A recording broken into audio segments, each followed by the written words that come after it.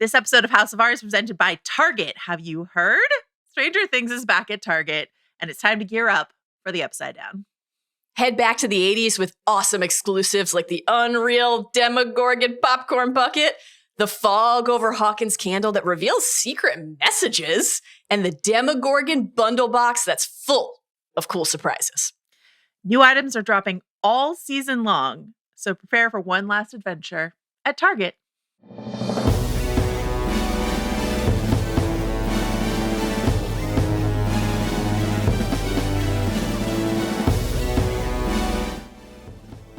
Greetings and welcome to House of R, a Ringerverse podcast on the Ringer Podcast Network. I'm Mallory Rubin.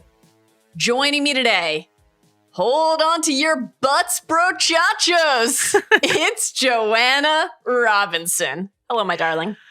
Mallory, we're in the final stretch. Oh. It's getting so close to new Stranger Things.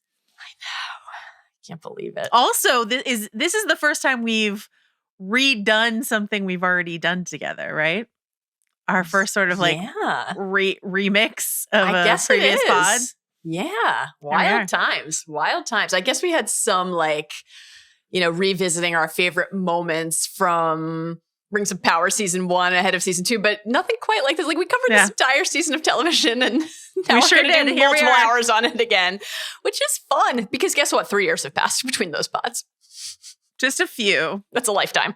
Just a little bit of time. We've grown as people, maybe. Or perhaps we will say the exact same things, and that'll be fun to know as well. It's entirely possible. Have our opinions changed or not? We'll find out together. Before we do that, before the purple palm tree delight starts to work its magic and make our troubles float away like seed pods of a dandelion, let's hit some quick programming reminders. Upcoming pods for us. The end of this week, we're doing another best of the century so far, and this time it will be, drum roll please, and a drum roll is apt here, musical moments. Musical moments! Unbelievably, I was not the one who made this final selection. Unbelievably, it was Mallory who made the final selection that it would be musical moments. So here we are. I consider it a gift to me. It's just a series of little gifts. All building toward taking you to the movie theater to see Avatar Fire and Ash, you know? Can we, you're just buttering me up.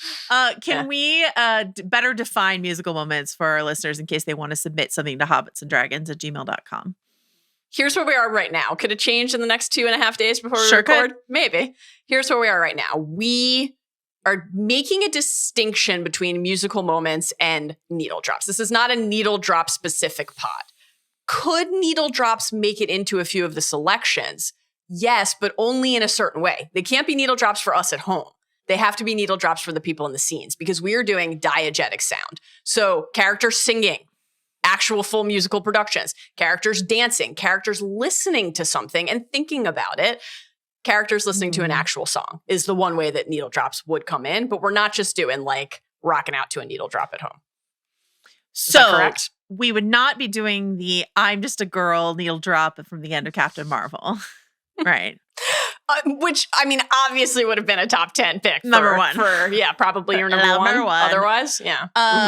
But we could do, I'm going to pick something from the 90s so it's outside of contention. Okay. Like in the film Practical Magic when you put the lime in the coconut is like playing and they're all sort of like singing it like it's playing for them also as well as us. Yeah. Yes, exactly. But because it is musical moments beyond just the diegetic needle drops, it's going to be all sorts of good stuff in the mix.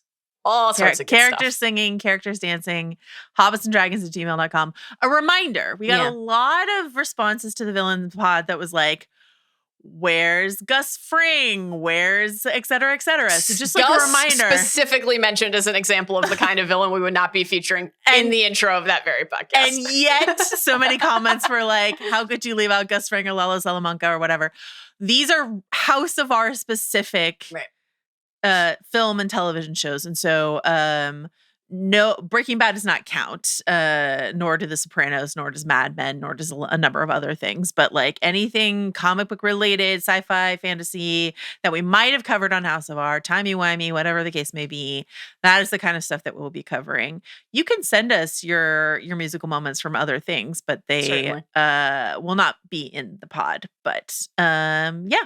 I can't wait. I'd love to hear your advice. I'm thrilled, beyond thrilled. Same. We're going to try to do a few more of these best of the century so far pods. They're really fun to do. People seem to be enjoying them. A lot of lovely stories that we have gotten a chance to share and haven't gotten a chance to share that then we get to for a few minutes when we look back at the past 25 years. So that's been really nice. The really Bad Babies have sent us a lot of topics, but if you have any more that are kicking around that, you think we should consider, once again, hobbitsanddragons@gmail.com. You can send us our way. Send them our way. Keep them coming. After we do that pod, at the end of this week, the way time works is then it will be next week. And when we get to next week, we will be doing Stranger Things Season 4 Part 2 because we are dividing the Stranger Things Season 4 Revisited pods into 2 parts. The episodes are so long, there's so much. Now you might be saying at home, makes sense. Netflix dropped that in 2 parts, Volume 1 and Volume 2. Guess what? Little twist. We're doing the episodes differently, but only slightly. We have 1 episode distinction. So today's pod, Season 4, Part 1, episodes 1 through 6. That means that episode 7, which is a seismic Stranger Things episode, will be clustered with episodes 8 and 9 in our Season 4, Part 2 pod at the top of next week. So you have that to look forward to. The runtime on those last 3 were just like so chunky, but we also didn't want to like really front load this Volume 1 pod. Like we felt like this is a good way to divide the story so we could give enough space for all the things that happens before we get so much lore dumpage in the final 3. Yeah. So there is a lot on the mythology and lore front stuff that like, frankly, we might not talk about as much today because we will be saving it for that pod. So we'll hit that as we go. But in terms of the spoiler warning, pretty intuitive. Like anything from Stranger Things is on the book at this point. We will mostly be focusing on Season 4 episodes 1 through 6. And because the next pod on Season 4 episodes 7, 8, 9 is just mere days away, could some things from those episodes come up? Yeah, but we're going to try to use our discretion because it's only a few days before you get to hear us talk about that. So we will be there soon. Joanna, how can everybody follow along? Listen, subscribe to the pod. Why not? In the podcatcher of your choice. You can watch us, of course, on YouTube or on Spotify or, dare I say, Samsung is another place where you can find us. And, follow us on the social media platform of your choice. And then also, I already mentioned it a couple times, but hobbitsanddragons@gmail.com. And I just want to highlight a couple emails we got recently that dazzled me. First of all, we got a couple's costume from Halloween that was... Do you want to describe this Last of Us couple's costume that was sent our way? Please take us through it beat by beat. Tell us. Oh, okay. It was Joel and Abby from The Last of Us with the golf club in someone's kitchen. And it was pretty phenomenal. I thought both costumes were really, really good. But that was like a demented couples costume idea that I floated on our like weird little Halloween costumes episode that we did. I'm not saying they were inspired by that, but I was delighted to see it actually happen somewhere. Your influence is real, as you know. Joel and Abby looking great. We got a pumpkin carving. Yeah. That was the Mind Flayer that looked amazing. With a cat also. It's crucial. It's a crucial detail here. Is the cat actually a part of the pumpkin? No, but it was posed with the pumpkin and that draws the eye. I have to say, if you're going to send us photos and you want us to talk about it, put a cat in it. Put a cat in it. Sign it with your apple, sign it with your pickle and put a cat in the photo. And then also our listener, Mikhail, who's been a long-time emailer, sent through this stained glass recreation of our logo, which was like, this was wild. Incredible. I think it was done on the computer, but it was just like, it looked so cool. Yeah. If anyone else wants to do fan art of our logo, I have in my mind like a sort of Adult Swim-esque, like we could like feature a bunch of different like whatever. Anyway, hobbitsanddragons@gmail.com. Send us photos of your cat. Send us photos of your Halloween costumes, of your pumpkins, of your arts and crafts projects. We appreciate everything. Thank you so much.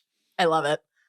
Last programming note is just, we've both been really sick So if we're coughing, if we're sneezing, if we're sniffling, that's why. And if everyone is listening and like, weren't you guys just sick? Yeah, we were. This is what happens when they make us leave the house. You know what I mean? Oh, man. Any other programming reminders, opening notes before we get to our opening snapshot? We are going to talk about very briefly, we're going to talk about the recently released season 5 trailer before we get to season 4.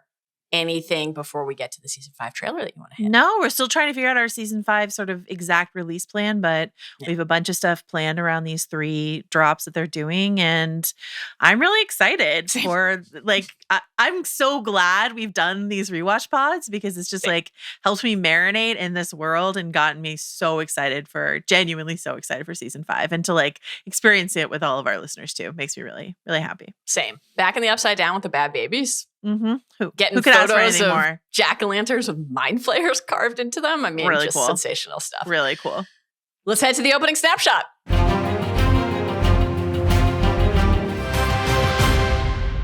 All right. Murray has karate from 1 to 3 on Fridays. That's the thing we know. But Jeremiah, we do not have karate from 1 to 3 on Fridays. And so we were able to enjoy the new season 5 trailer that was recently released, just came out a couple days ago. We're not going to go beat by beat through the entire trailer. We just wanted to hit a couple highlights, a couple of the things that stood out to both of us and got us even more excited maybe than we already were for the impending season 5 volume 1 release, or maybe some visual, we've been talking about that a lot, anticipating that a lot. There it is, or anything else that stands out from the trailer. So Joe, why don't you kick it off for us? What is a highlight of yours or a thing of note of yours from the season 5 trailer? I'm going to try to keep this brief, but I warned you that. Based on Linda Hamilton alone, I could do a lengthy wig watch segment, but I have to go through a whole thing. The main culprit here, and I'm bummed about this because I'm going to talk about Lucas Sinclair a lot in this episode. I'm like a huge, I love Lucas in this stretch of Stranger Things. I am very invested in Lucas and Max and what's going to happen with them in season 5. Caleb McLaughlin, I feel it must have been his choice, has opted for a wig this season, and we have a lot of questions about it. It is like similar to the flat top that he had. That was his natural hair in season 4, but it is the internet is not happy with the wig. So I'm going to try to let it not distract me from the Lucas storyline, which I'm very excited about. So there's the Lucas wig. Okay.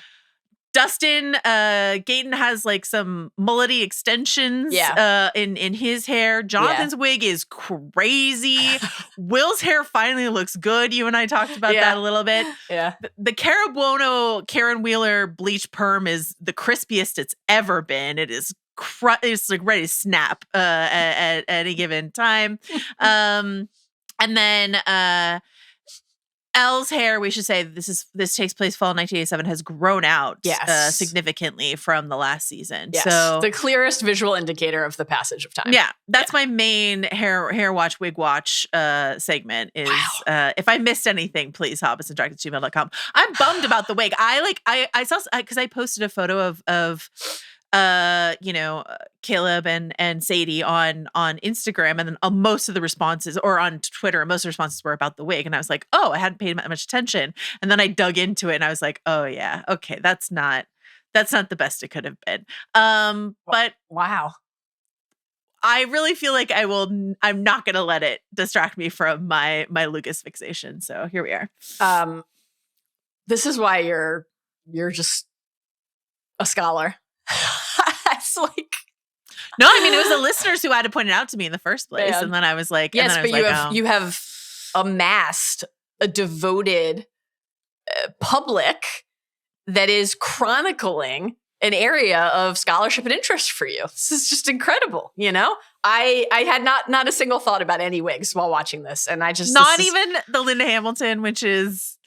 No, but when you sent me the picture of it, then I engaged, you know? Okay, you did. You locked in. I locked in. I saw what was there to see.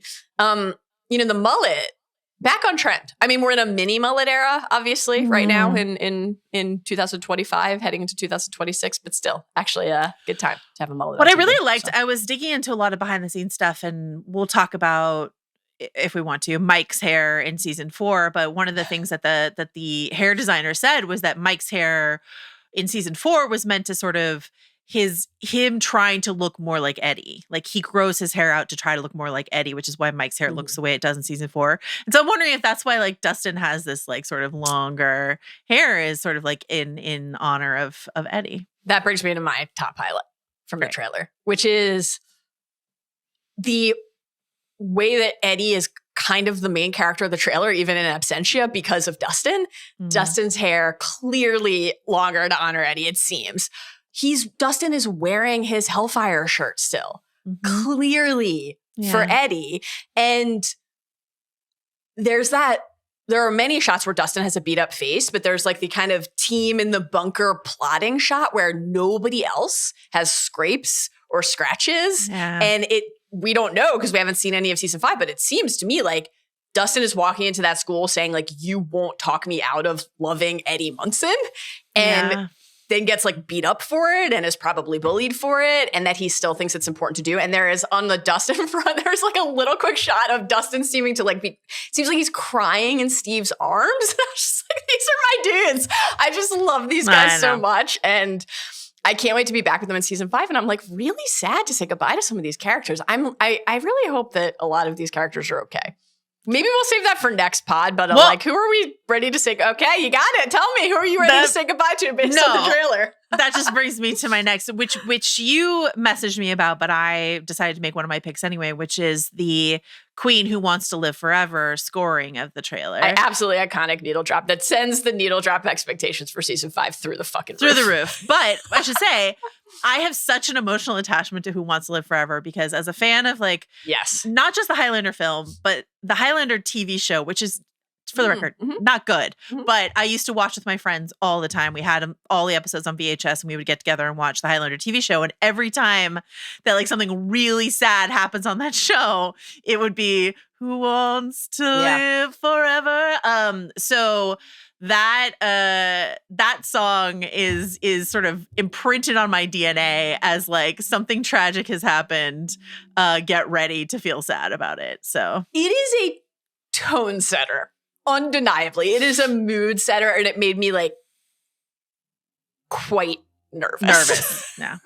Quite nervous. Yeah. Let me tell you something else that made me nervous, and it's my next highlight from the trailer. It made me nervous, but also made me thrilled. We have talked a lot, including when we talked about the teaser trailer that came out,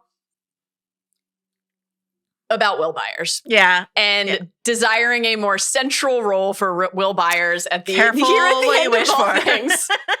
Vecna in the right side up saying, William, you are going to help me one last time. I don't have the throat.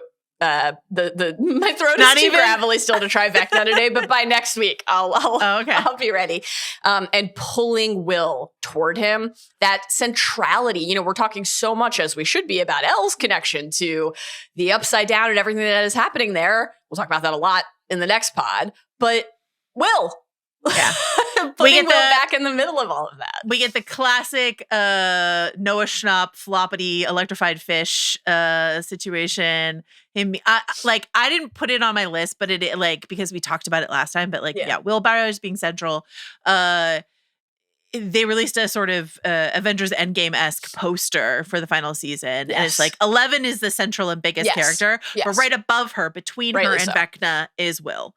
Like just only slightly smaller than 11. Happy. It's like, it made me happy too. So, but scared, but happy. Just worried. I am concerned. And once again, we're really happy for Noah Schnapp that his hair does not look stupid this season. On the 11 front, here's my last thing, which is like, 11 is superhero, which is something that sort of the creators have been talking about, and Millie Bobby Brown has been talking about, but like we see a lot of, her like leaping over the fence or like creating force fields or all these sort of stuff like that. Of electricity and energy. Yeah. In addition to that, I just think the genius of her costume, which is Josh Brolin as Bran in Goonies coded, but also like superhero coded. She's got the like in Goonies.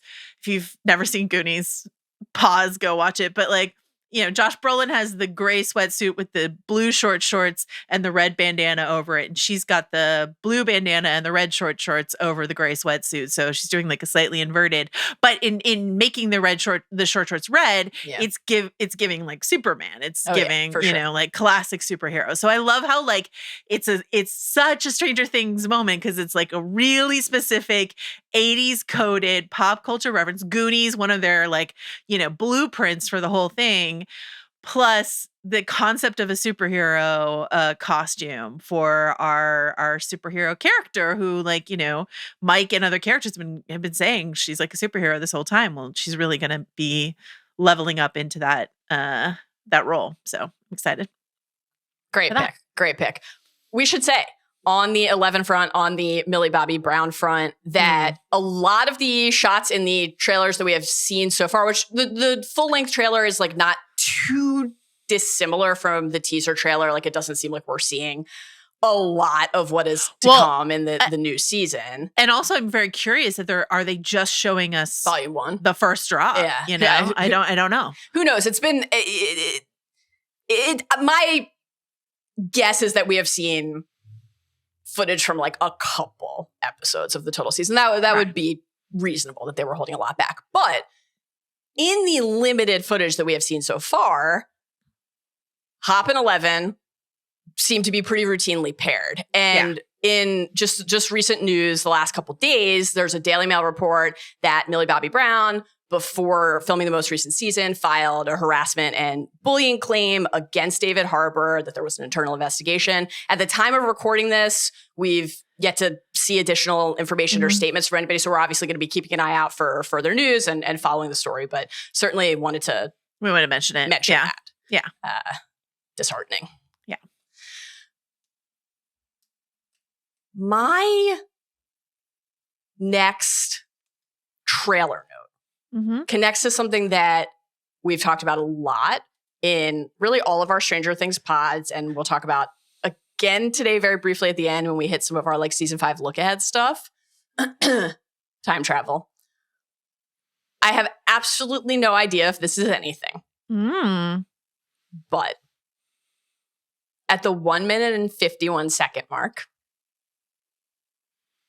there is a shot of Steve Harrington's car in what I can only describe as a DeLorean-esque situation. There is a contraption on the roof, and he's driving, or someone's driving it. It's not necessarily Steve, actually. I don't think we can tell. Did you see Einstein? Was Einstein there? Or I don't expect to see Einstein or an Einstein adjacent figure in Stranger Things after the Byers family dog disappeared following season 1. Doesn't seem like we should be expecting to see more dog characters in season 5. Back to the Future, obviously prominently featured in season 3. We've talked a lot about all the time travel clues. Not sure if you know this, but in the episodes we'll be covering today, basically the lead character of the season is a grandfather clock that's tick, tick, tick, tick, ticking. Some other time travel stuff as well. So why is this wizard so fascinated with clocks? Do you think he was like a clockmaker? Incredible Steve Harrington moment. It's great stuff. So yeah, who knows? Is there something on the roof of Steve's car for another reason? Maybe. But are they trying to travel through time? Also possible. Instead of Libyan terrorists, they're fleeing from Linda Hamilton's wig. Something even scarier, honestly. It's entirely possible. It is entirely possible. Will we be getting more trailers ahead of season 5? I don't know. Maybe this is it. We're only a few weeks away. I mean, it's the beginning of November here, and this comes out the 26th of November, volume 1. So who knows if we'll get to see more. We'll find out. But for now, some enticing glimpses of what awaits. Anything else in the trailer before we start chatting season 4, episodes 1 through 6? Okay. Let's set the stage with just some quick big picture notes on season 4 before we dive into, we will be doing once again our Stranger superlatives, and that will be the bulk of the pod today. Season 4 was released, as mentioned, in 2 drops. Volume 1, which is episodes 1 through 7, came out May 27th, 2022. I have a vivid memory of recording those pods with you in a hotel room at Star Wars Celebration, like panicking about the internet connection. Panicking. Vivid memory. Volume 2, episodes 8 and 9, dropped July 1st, 2022. Again, that was 3 years ago, so it has been a minute. And these are mega long episodes. 78 minutes, 78 minutes, 65 minutes, 79 minutes, 77 minutes, 75 minutes, 101 minutes, 87 minutes, 142 minutes for the finale. 142 minutes. I will actually genuinely never forget the gasp that I emitted when I saw the runtime. Yeah, I remember that for the first time. But guess what? That episode is a fucking banger. This is set during spring break, March of 1986. We have flashbacks to a 79 timeline. And the spring break timing of the primary stretch of the story, good a place as any to mention that our babies are in high school, Joe. They've grown up. They are in high school. And they're spread out very everywhere. tall. Millie Bobby Brown is married and has a baby. Just something to think about. Our folks are fractured across the continental United States and beyond, including other countries and dimensions. This is not just rooted in Hawkins anymore. We're in California. We're briefly in Salt Lake City. We're in Nevada.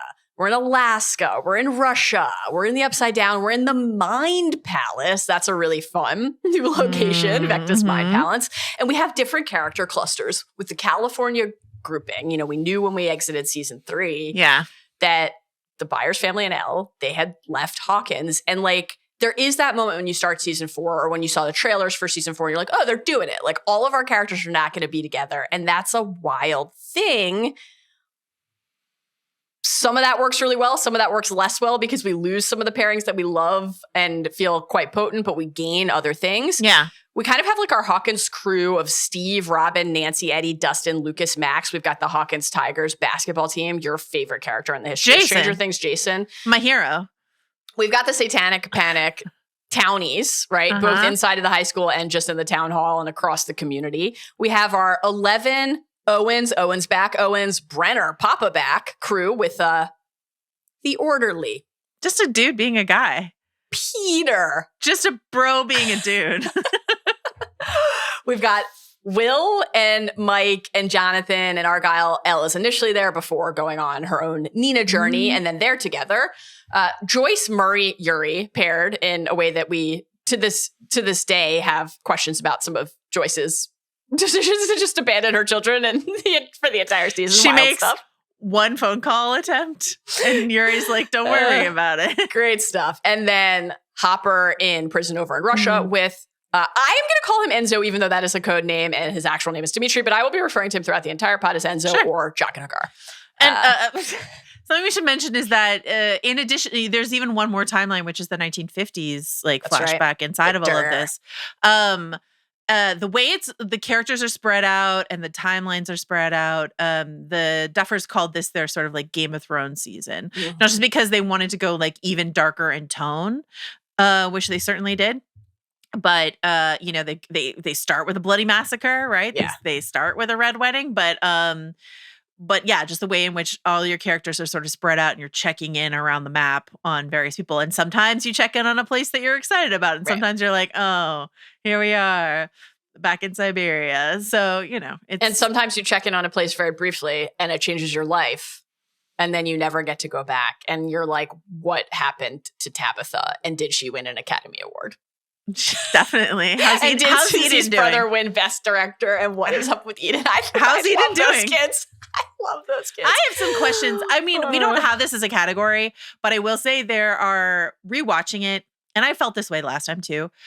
I love this season. Like, I really love this season. We'll talk about that a little bit more in a second. But there are, every episode is over an hour, and there are like lingering shots or establishing shots where I'm like, we could have probably trimmed that.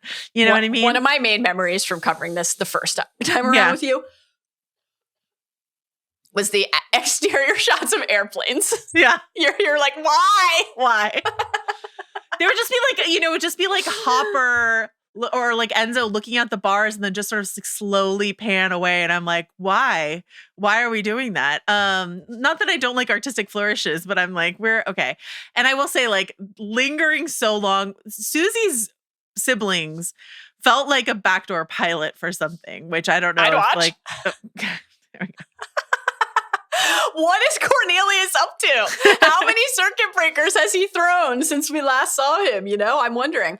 The baddies of season 4. Mm-hmm. You mentioned the violence on that kind of Thrones comp front. I mean, this is a bloody, not just bloody and violent and scary season, but we are like routinely watching children, whether it is the flashbacks, the memories, or what is happening in Hawkins with Chrissy and Fred and Patrick. Yeah. Children's bloodied, mutilated bodies. I mean, it is a very dark, very violent season, and it is dark in an introspective way as well. What is happening to me?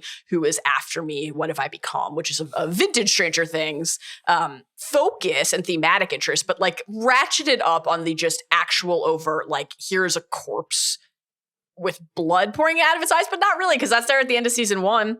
In the finale, as we helpfully connect to, it's just at scale here. I think there's something really different about what we see happen to Chrissy and Fred's bodies at the beginning of this, and the stakes that puts on the ticking clocks of Max, right? Like watching that happen to Chrissy, someone we've only known for an episode, but someone we kind of like.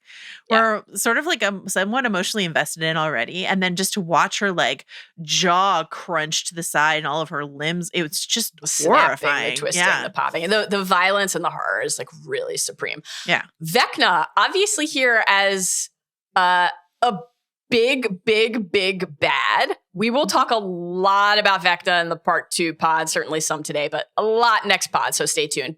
Papa is back, the return of Brenner here in the 79 memories and in the Nevada Nina sequences alike. And connected to that, obviously we have another really interesting development this season, which is the decision to go back to the lore well of the other kids at Hawkins Lab. Mm-hmm. Like, it would have been very easy after the reaction to season 2 and the 8 of it all, which nobody liked, including us, to never do that again. To say, 11, 8, 11, that's it. But no, we spend a lot of time with the rest of the kids, and we'll talk about that more in the next pod as well.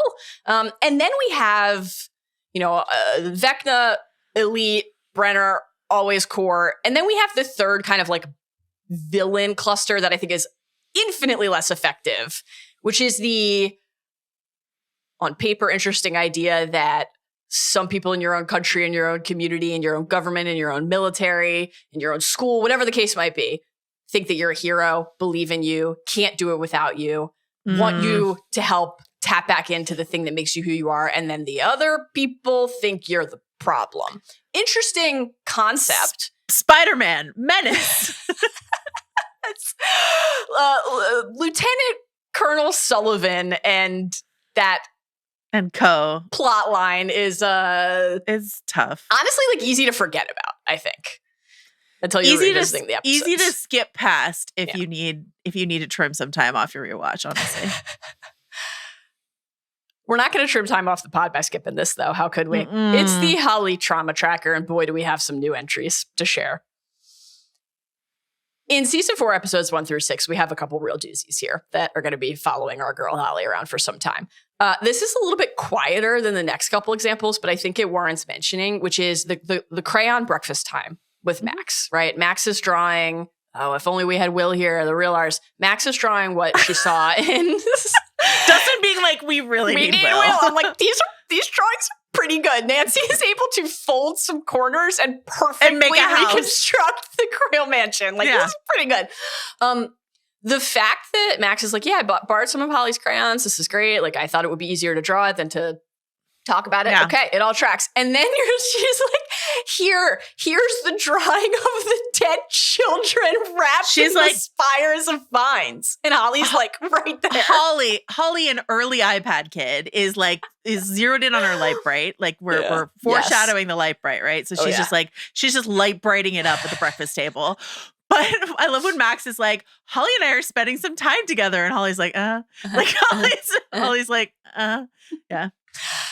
In this same stretch of story, we get the literal nightmare fuel of Dustin explaining to Holly, a young child who's just trying to eat a pancake and play with a light bright, who Freddy Krueger is. Joanna, what does Dustin say? He's a super burned up dude with razors for fingers and he kills you in your dreams. And then he tries to like walk it back and be like, he's just a movie character. Don't worry about it. But yeah, he's a super burned up dude with razors for fingers and he kills you in your dreams. Now, this is a very Nightmare on Elm Street heavy like season, obviously. Yeah. So I'm glad that Freddy gets like a direct, 1-2, Freddy's coming for you, like mention here. But to Holly, horrifying. That would scar me to hear that. Absolutely scar me. I do like that for like 10 seconds. Nancy's like, let me be a big sister here. Yeah. Dustin. Really? I'm related to Holly, remember? Great shit. Speaking of siblings, I would also like to nominate for the Holly Trauma Tracker this contender. The town hall meeting. Jason is whipping the assembled into an absolute frenzy. Let's go hunt the freaks. Kill the beast. Satanic. Yeah. We'll talk about that scene more, obviously, as throughout the pod today. But part of this is distributing flyers. Hellfire. And pictured, of course, in the Hellfire photo. It's not just Eddie. Dustin's there. Lucas is there. Mike is there. So little Holly is sitting here, first of all, just hearing all of this, listening to all of this, seeing this response in the crowd. Yeah. But then is like, wait a minute. My brother is the beast? Talking, are they going to go try to kill my brother? Yeah. Like, it just seems like a lot for young Holly. Anything else for the Holly Trauma Tracker that you would like to mention? No, I think we've covered it quite well. Great. Things are going real well for Holly. Holly's doing great. Before we get into our superlatives. What about having Ted as a father in general? Let me tell you something. It's hard to pick the best Ted stretch because let's not ruin it because Ted is going to come up in our it's going to come up in our superlatives. But this is an incredible Ted run. This is Ted's season. This is Ted's season. Ted run. Yeah. That can be one of the reasons you cite, Joe, for why you love season 4. But tell us before we get into our categories, just overall, what is your relationship to either season 4 in general or these episodes 1 through 6 of season 4? Number 1, Ted Wheeler. Number 2, Jason. 2 of the greatest TV characters of all time. Aspirational, heroic, wonderful people. Number 3, Sullivan. Number 4, Angela. There are a lot of characters in this season. There really are. I will forever have such a fondness for this season because it was the season we covered together. I mean, that sounds so like sappy, but it's true. Like I always love things more when I get to spend a lot of time talking about them with you. And so I remember, I haven't re-listened to our pods, but I remember going into this pod, I had a lot of hesitancy because season 3 wasn't super popular. It had been 3 years. And so we were just sort of like, will anyone care about season 4? A lot of people were online sort of stunting that they weren't going to watch season 4. They didn't give a shit. It'd been too long, blah, blah. And then everyone locked in. And part of it is that the season is quite good. Mm-hmm. Part of it is the like TikTok virality of Eddie Munson or the TikTok virality of the Kate Bush or like all, there was just like a couple things that really sort of launched off on TikTok, which was still, like really hooking and gaining traction with people. This is like a COVID season. This is just, there was a lot going on externally that made it something that everyone just like locked back into. And then it just felt like Stranger Things had never been bigger, honestly. And I think back to the season, Dear Billy, which is episode 4 of this stretch, is I think just forever cemented in my mind as like an absolutely iconic episode of television. Oddly enough, not the star of my superlative picks, but because I think it's more of like it's more of like the whole thing than it is like these little moments necessarily. But I just think this is astounding what they accomplished. I think all of the like Jamie Campbell Bower, Henry Vecna stuff is really, really good. The way that it all sort of comes together, the way that all the pieces feel separate, but then cohere at the end of it and stuff like that. So I dipped a bit into the final 3 episodes that we'll be talking about next time. But that's sort of my sense is like, it was a great experience podcasting with you. And it was a great experience tapping back into the monoculture, something that feels rarer and rarer, of course, that everyone's watching the same thing together, even though they might not be watching it at the exact same time because of the like Netflix binge drop. So you don't get that like every Sunday we're checking in together sort of feeling, but it's still like everyone watched it. An event. Everyone can talk about it. Everyone can make the references and understand it. So Kate Bush can go, rocketing up the charts. It's, it's great. I feel similarly. I really love this season. It's such a rich stretch of episodes to return to. I think that, like you said, 4 is just an all-timer. I mean, it's in the running for best episode of the entire series. Certainly a contender. And I think that 7 and 9, which we'll talk about next week, are also incredibly good episodes and really important episodes. And there are other episodes in this stretch that, you wouldn't necessarily list when you were just like, you wouldn't write the dive when you were writing like your 5 or 10 top Stranger Things episode, but it's a banger. It really is. It's a banger. Like there's just some great ones in this stretch. Yeah. So, I really, I loved covering this the first time. I had that same like, oh my God, or it was such a talking point before the season. Like, are people done with Stranger Things? It's such a real like level of gratitude that everyone tapped back in and we got to talk about it together. It's great. So I really am hoping that happens again with season 5. It seems like the hype meter is pretty high. So I'm really looking forward to it. I can't wait. And I think that we should now go to like the thing that we started doing last pod, which is before we get to our superlatives. We open the door into our respective and shared.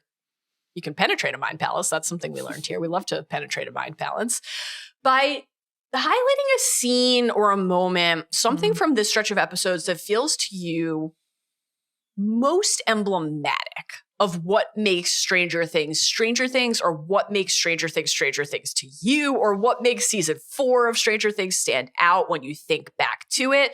And you can repeat your pick in a category. That is fine. But what kind of stands out at the top here? Yeah. I think you should go first because yours comes sort of chronologically before mine. Okay. Carlos, can we hear my clip? See my clip. We're the freaks because we like to play a fantasy game. But as long as you're into band or science or ponies or a game where you toss balls into laundry baskets. You want something, freak?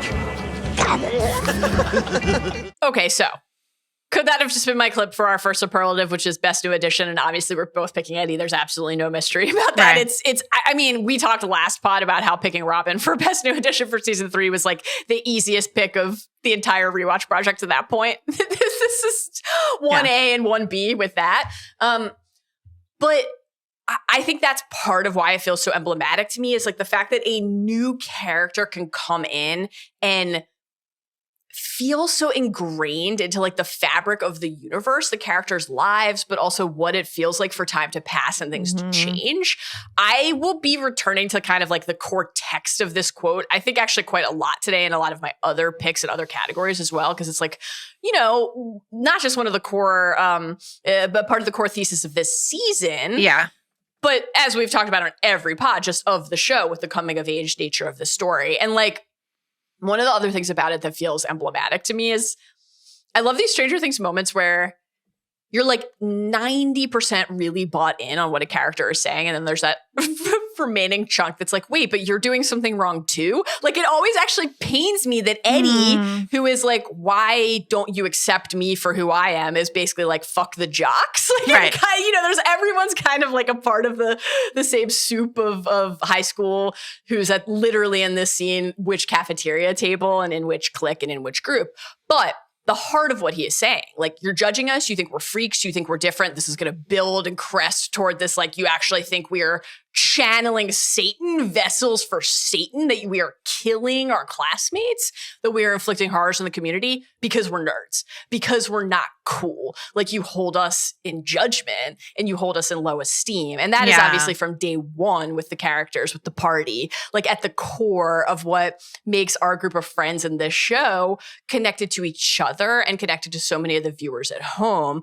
Like, that's what's killing the kids, conforming, having to be somebody who you think you're meant to be. Very central in this season and the show overall. So yeah, that's my pick for most emblematic, and it's just also a perfect intro to Eddie. It's just iconic. It's a great the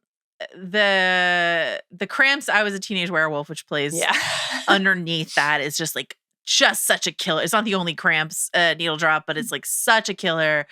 I forget what I clipped that for, but I clipped that audio for something that we did, some like maybe best moments of the year or something like that. And I remember going through that speech agonizingly trying to pick out like what is going to be my like clip. So I have it like Dungeons and Dragons. Like the whole thing is so reading ingrained, the Newsweek article. ingrained in my head. And yeah, it's just such a cool introduction to a new character. He gets up on the table, it's just like this is the year I'm gonna graduate. He's basically Elvis. It's incredible stuff. I love it. Oh, Eddie, what's your pick? I don't have a clip for mine, but I think we can all envision it. I will talk about this Dear Billy moment, the Max's running up that hill, that whole sequence, because a couple things. Like it's the combination of pop culture nostalgia. This is a 1985 song. Its emotional importance for Max. Like this is a song that it's not just like we're putting in here because it's a cool song to put in here. It's something that is like emotionally resonant for Max. And it is something that her friends have done.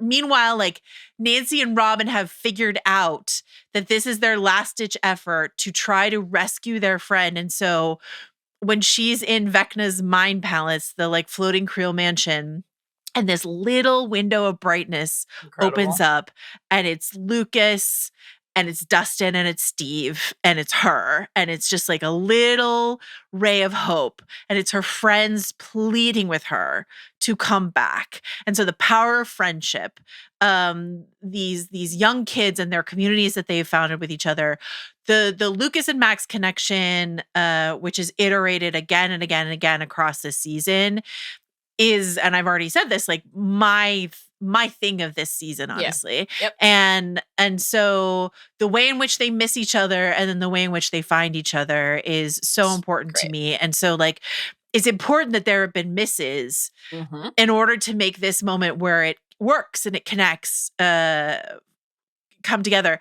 I remember when we talked about this, for some reason I was very convinced that Max would be fine. I can't remember why. Probably because like you see her elsewhere in the trailer or something like really wonky and nerdy of me. But like I remember you were like, I wasn't sure. She's making that run and all the shit was crashing around her. And I wasn't sure she was gonna make it. And so it's, it's scary, it's intensive, it's wrapped up in 1985 pop culture. And then for it to have that power to make that song super relevant to a new generation of people is incredibly potent. So I just think, it's a fairly basic answer, but like, no, it's a great it's just like, it's just an assemblage of all these really important things come together. So this would be an interesting exercise maybe when we finish season 5 and it's like a complete text for us, but actually saying like what feels like the most iconic like visual or moment or aspect of the story. This would be like in the mix. I mean, I think Absolutely. It's a fantastic pick.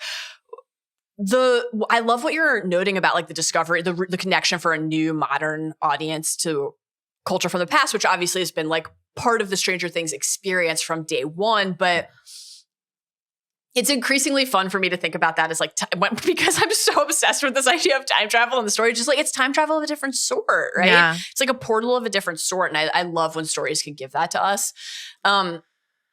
Yeah, I'll be talking about Dear Billy and Max and Lucas many times today as well. It would be impossible not to. It's just such like God tier stuff in this season. I really co-sign everything about Lucas and Max and that relationship in these episodes and the next batch too. It's just an incredible season for that relationship. Also because specifically the nature of that misconnection between them is Max's isolation this season, right? And so her feeling so all alone, so ashamed, which is exactly what Vecna is playing on, all these sort of things, isolated, like she cannot share what she's going through with other people. And it is that reintroduction of the connection that saves her in that moment is just, she had to reach for those people that she had sort of hid herself from all season is extremely good and powerful. And guess what? This is a great show. So it's the best. I can't wait to talk about all of our categories today. I'm so curious to see. I feel like sure we're going to have some overlap, certainly. I know we do. Yeah. There's no question, but I'm curious to see what we each have that the other doesn't. So should we get to it? Should we get to our stranger superlatives? Let's do it. This episode is brought to you by Target. Listen up, explorers. Stranger Things has returned to Target. We got a peek at Target's Stranger Things spot, and we're happy to report that it's practically a love letter to 1987 and to Stranger Things. It's got Easter eggs galore. Max's Sony Walkman, a light bright in the Wheelers' living room, and yes, a wall of glitching TVs flickering with a mind flayer moment. And the real star? Our guy, Ted Wheeler, is here. Naturally. It's his first time at Target, and he falls headfirst into the Target effect, goes in for cheese balls and walks out with cheese balls, and, well, you'll see. Been there, Ted. Oh, Ted. The spot is digging into the Target archives to use real 80s props, authentically transporting us back to shopping in that era. Think demoing Nintendo and hanging at the snack bar. If you are a Gen X or millennial Target kid, or millennial Target kids, Sure. it hits. So prepare for one last adventure at Target, and you can watch the full spot on Stranger Things Day, which is November 6th at target.com/Stranger Things.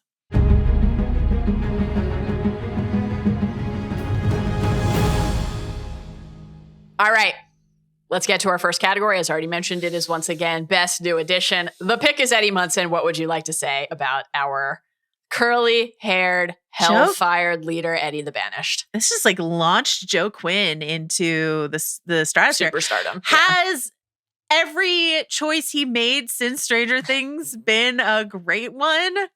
I don't know. But he certainly had more, I would say, of all the Stranger Things actors, perhaps because he was not locked into like thinking about having to do another season, you know, he can go make Gladiator or go make a Marvel movie, you know, in a way that like the other stars of Stranger Things hadn't had anything that big, other than David Harbour, I would say, haven't had anything like that big come to their doorstep. You know what I mean? And this just blew up for him. And, so the wig is great. We should say this is an absolutely 10 out of 10 wig as far as I'm concerned. It transforms Joe Quinn's like entire thing. And I do have some notes on, we love a character on an arc. Yeah. I do have some notes on a rewatch. I think some of the breadcrumbs are less breadcrumbs and more like hunks of bread that are thrown down in terms of like how Eddie's arcing. And so I do want to talk about that a little bit more when we get to the conclusion of that arc. Yeah. But I mean, from the beginning, from that opening speech, from his connection with Chrissy, like in the woods and that whole exchange, which I absolutely love. Yeah. His horror, the D&D game that plays side by side with the basketball game and the like flourish of his role, and then his horror, which again became like a TikTok meme, Chrissy wake up over Chrissy, is like, you know, and a lot of his stuff this season is him just like screaming like Jesus Christ, you know, like reacting to things. But yeah, I mean, he's just a very important, indelible character. We were very worried about Steve this season.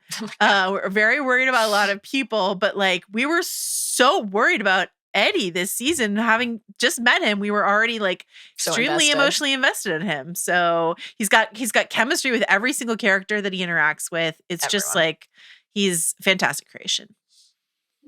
You mentioned being scared about Steve. Like, I have now seen the season many times, and I know what happens, and I'm still terrified for Steve when he goes into Lover's when the Lake. demo bats are like feasting on his torso. Absolutely terrified, especially after he gets to like, you're like, is this just like 5-minute scene about his chest hair? Like the goodbye to Steve the Hair Harrington? It could be.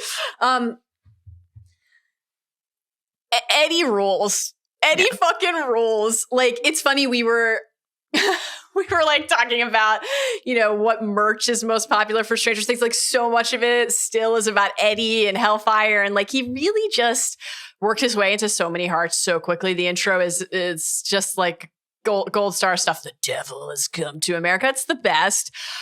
To that Eddie Chrissy sequence, like out in the woods, I think that surprising tenderness, obviously it really helps like endear us to, but they're both new characters. We have no history with either of them. And it helps like root us in the story of the season and in who they each are individually right away. But like, it feels like such a nice tie to like the larger areas of interest of the show. You know, when Chrissy says to Eddie, like, you're not what I thought you'd be like. He's like, mean and scary? Yeah. And then he's like, you're not actually like, yeah, I thought you'd be mean and scary too. Yeah. And I just love that moment between them and this idea of like how quickly perceived differences can melt away as barriers if you just like bother taking a minute to get to know somebody and not letting your like prejudices or what other people think is like cool and acceptable stop you. And I really like love that scene. I think it kind of has an outsized impact beyond just its like runtime. To your, you know, the breadcrumbs or a full loaf point about, the like, you know, I think that we'll talk about that more next time. Obviously, there's a lot of Eddie reflecting on his tendency to run, thinking about what it means to be a person who runs. He just says it like 9 times. He's like, but that's just me. I just run away every do the time. thing I do now. Apparently, I ran.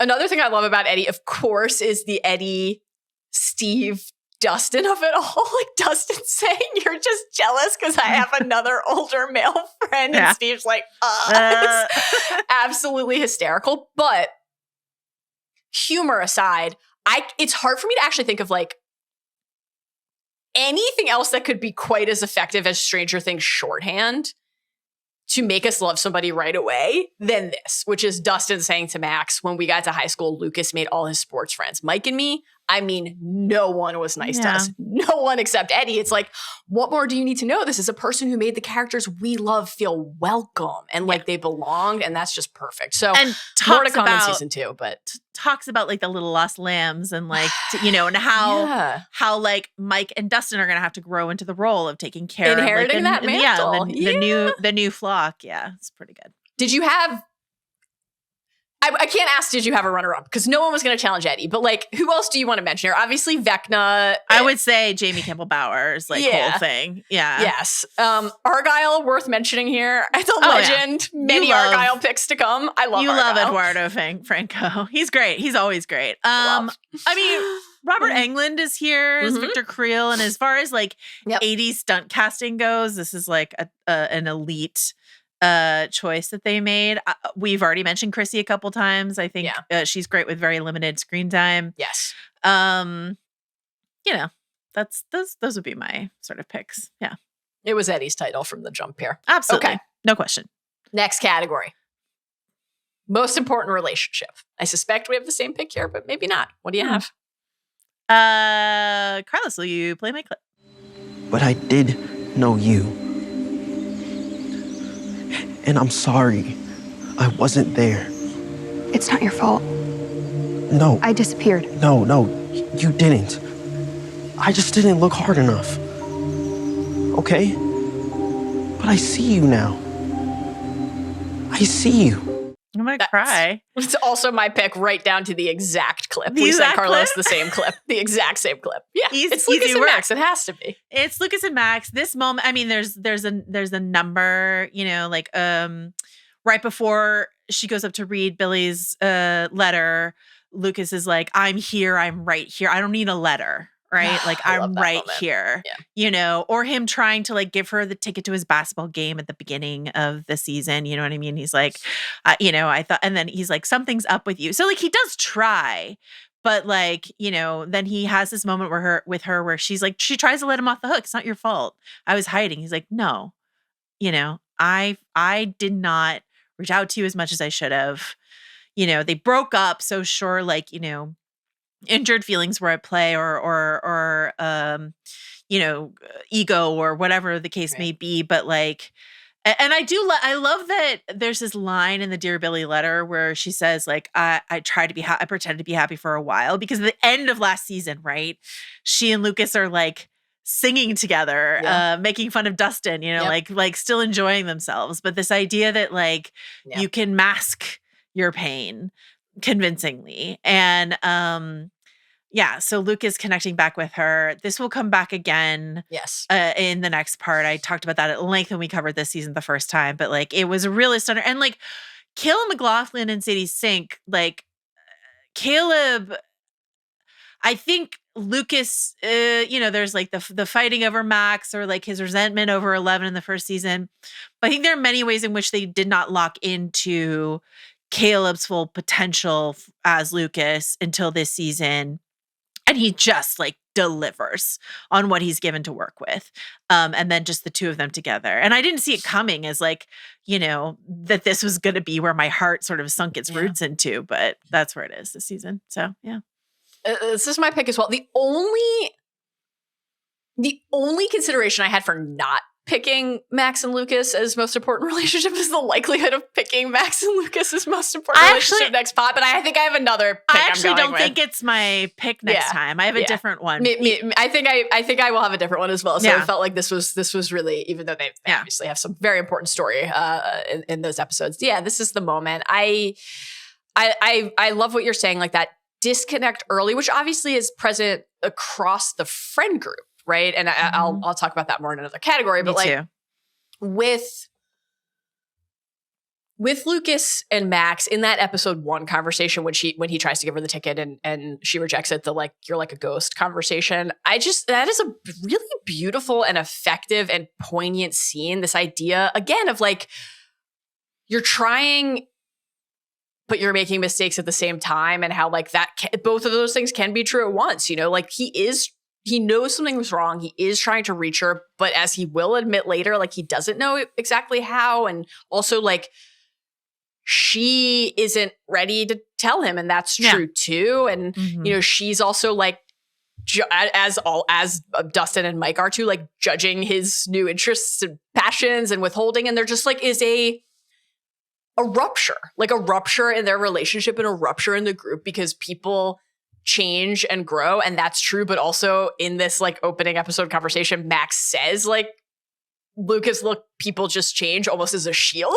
It's like, it's a true thing and a reality of growing up, but also like it is a way to put a little bit of distance between that conversation and the thing that they're not quite ready to say to each other yet, which is just really great. And yeah, I love that letter moment too. And I don't need a letter. It's just like so wonderful. And also her nerves that like they might open it and read it like while she's still there. I just love how all of that goes. And, in the Mind Palace, the memories, Elle is there. Like the shopping montage from season 3 is there and it's doing work and like comes up a lot. Yeah. Everyone is there, but so many of the moments that pull Max back, that root Max. Like we talked a lot about, made the Patronus comp many times when we were covering this season the first time around. And like, I think that is like undeniably what this deployment of Running Up That Hill and just music as like a force of light and good to pull you back. Like, especially in contrast to what the orderly will say to Elle, like, do you have a memory like that? Anger, right? Sadness, which is basically what 8 said to 11 in season 2 about tapping it. And so this is this contrast, right? It's like the way that the love and joy and friends and family in your life can be this like shield against the dark. That's what's happening there. And the fact that like, you have the Ghostbusters moment with Lucas. You have Halloween, trick-or-treating, right? You have like the grasping each other's hands, like the bonding of that formative moment. And the bus had it with the Demodogs. And like you have the snowball and you have the first kiss. And you have like sharing the canteen. Did Lucas finish the water in the canteen when they were going to see Cerebro? It's just like so many of these things that for Max are like, I am not ready to say goodbye to this, are rooted in her history with Lucas. And I really, really love that when we get to the other side of that and they have that conversation about Kate Bush and Max is like, you like Kate Bush? And he's like, like she saved you. She's the best. She's my favorite. It's just so sweet. And then the way that Max kind of gently like, calls him a dork. Like, I thought you were one of the cool kids now. The way she says she missed his laugh. It's like, obviously extreme things have happened to these kids that are not routine. But that aspect of like, maybe you break up with your middle school into high school boyfriend 6 times, and then one of those times is not the same as all the other times. Yeah. And like, what does that mean? It's also like, I love that. It's also that, when we talk about Lucas's like missteps or misses here, something I feel like I get pushed back sometimes from people when I get critical of teenage boy characters are like, he's just a teenage boy. What do you expect of him? Like if I'm talking about Xander Harris on Buffy or my enduring enmity against Mike Wheeler or whatever it is. But like there's a way to be like a teenage boy and miss things, and there's a way that's something else. And what I really like for Lucas here is he's missing things. He's messing things up a little bit, but it's in a way that just feels like it's just extremely just human. Yeah. And like I don't think you need to make a like, oh, he's just a teenager. He's just like a human. You know what I mean? I feel like that whole like he's a teenage boy, what do you expect? I don't know. I expect every person to act like a human, and that includes mistakes. Mistakes should be made, but lessons should also be learned. So and that's why like that conversation they have in the woods in episode 6 is such a whammy, because like they're kind of talking about exactly that. It's like maybe the thing you did, maybe a misstep, either one of them. Again, like I do think that Max being like, fuck your championship game is like hurtful. That's something that actually matters to Lucas, you know? I mean, all of his friends not showing up. Like, it's terrible. When he looks over to the bleachers and they're like not there, and then he sees that they didn't move Hellfire because they all come out like cheering from it's like really having the best time. It's so sad. And then he goes and gets like drunk for the first time. I know. The fact that like he has his first drunken night and hangover without his friends is actually like quietly devastating to me inside He's of just this like season. Vomiting by himself in a toilet in this like absolutely hellhole that they party in. Pennies, they're still in this. But I will say though that Robin and Steve and Nancy are all there like cheering for Lucas matters a lot to me inside of that basketball game. I mean, Robin and Steve, I think a runner-up in most important relationship here, a real contender yet again. The fact that we pick up the drive, you know, we've got so much great shit at Family Video. Obviously, the fact that they have morning movies. Dr. Zhivago. I don't do double VHS. Great shit. Really good. But the fact that Steve, I mean, he's going to the pep rally, but also you're just like, he would probably just drive her anyway. Like they're just, the rhythm of their life is like a shared one at this point. Yeah. And the way that they're just talking about dating, and like, it's a different version of something we've talked about elsewhere in this series where, you know, like after coming out of season 2, the surprising connection between Dustin and Steve. And then it's like, wow, it's really meaningful when they reconnect in season 3. And you're like, that wasn't just abandoned. Yeah. Robin and Steve, they are the closest person in the other person's life. And like, you know, it's obviously, but they're just friends, just in case Nancy just asks friends you. Nancy, just friends, you know, real just friends. Okay? Just friends. She returned fast times paused at 53 minutes 5 seconds. Do you know who pauses fast times at 53 minutes 5 seconds? People who like boobies, Robin. Boobies. Yeah. Funny, but it's also just like, you know, you were talking about this so beautifully in like your most emblematic scene in a lot of our categories last pod for season 3, but the acceptance of just who each of them is. Like, it's not just acceptance. It's like, because there's this idea of like acceptance or like quote unquote tolerance, which is like, but it's just sort of like normalizing. Yeah, exactly. And not just normalizing, but like making like when he made fun of her in that bathroom scene in season 3 about her crush, which gets a nice return here in season 4. Yeah. But also then just, teasing her about her new crush and just sort of like genuinely ribbing her the way that he would a guy friend. And it's just like, this is what we do. Yeah, exactly. We're just like people who love each other and want the other person to be happy. And we talk about every aspect of our life because why wouldn't we? It's great. Yeah. That's great. I think that I'll put a pin in this one until our part 2 pod. I'll say that Mike and Will are a runner up for me on like the most important relationship front, just because I think that not because we get a ton of they're so cast off in the season and set aside, but like in these episodes, but because some of what the heart of what they talk about is like an acknowledgement, I think, of the importance of rediscovering and reconnecting to that. So like, you know, I think when in episode 4, like Will says, you know, they're talking about Owens and whether they could trust Owens and Elle could trust Owens. And Will's like, you know, he wasn't able to protect me. Like that was you guys.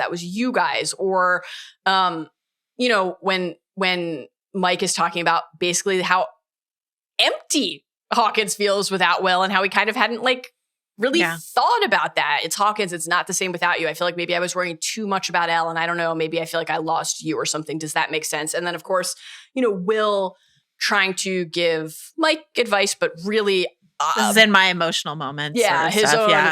Yeah. So sometimes I just think I think it's just scary to open up like that. Like we'll put a pin in that then until we get to that category. But that is such a hugely important and vulnerable moment for Will and everything that a lot of my Will stuff, though, that's like sort of in my back half. Yeah, sort of stuff. that's why I said like, but we kind of want to mention it because I actually think we probably both had the impulse to save it for next pod. And yeah, certainly there's a lot of Mike and Elle stuff, in these episodes too. Not only the like from instead of love, card signing, but like Elle not telling Mike about being bullied at school is really rich. The fact that Mike is like, why didn't you feel like you could tell me this? Like I've experienced this. And she's like, I actually like am different. And also she's embarrassed. So both things are true. She's different, but also she's embarrassed in a way that like a lot of young people or people of any age are, if they feel like they are on the outside of something and they don't want somebody close to them to see them that way. Dear Mike, I have gone to be a superhero again, when so much of the origin of their relationship centers on that idea. Am I the superhero or am I the monster? And Mike being the one first was like, you saved me. I had this elsewhere as well, but like, you're burning pod, Mal. But like, I think that like, that shame that 11 feels about being bullied and hiding it, I had sort of in my coming of age section, but like that idea of like feeling the need to hide yourself from the person you felt closest to, which is of course the huge theme of the season, but also this idea of like, you fell in love with me or in like with me or in from with me when I was a special superhero. And now that I'm not, what does that mean for our relationship? Yeah. Like, so yeah. Most emotional moment. I think, I really do think, I have a couple options here, but I do think my main one is when Mike and Will are talking and Mike says, I should have explained myself because maybe 11 would have taken me with her and things would have been different then, but I didn't know what to say. And Will says, sometimes I think it's just scary to open up like that, to say how you really feel, especially the people you care about most, because what if they don't like the truth? And this is part of Will's larger arc of like his feelings for Mike, his sexuality, which we will talk about plenty more in the final three stretches, and we'll bring Jonathan into the conversation and all that sort of stuff like that, obviously. But that moment and Noah's delivery, he'll have an even sort of stronger version of it in the back half, but his like the layers of what's going on there and what he's hiding, but what he's telling us, the audience, but what he's hiding from Mike at the same time is just like, it's really piercing to me. Yes. Absolutely. Yeah. I have some other runners up, but what's your moment? I love that. I love that scene. We talked about it so much in real time. I can't wait to talk about the Will Jonathan conversation next pod. I just can't wait. Obviously a shared favorite of ours and incredibly important.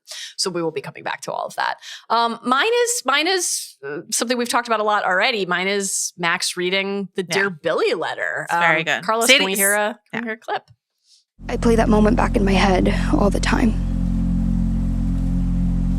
Sometimes I imagine myself running to you, pulling you away. I imagine that if I had, that you would still be here. And everything would be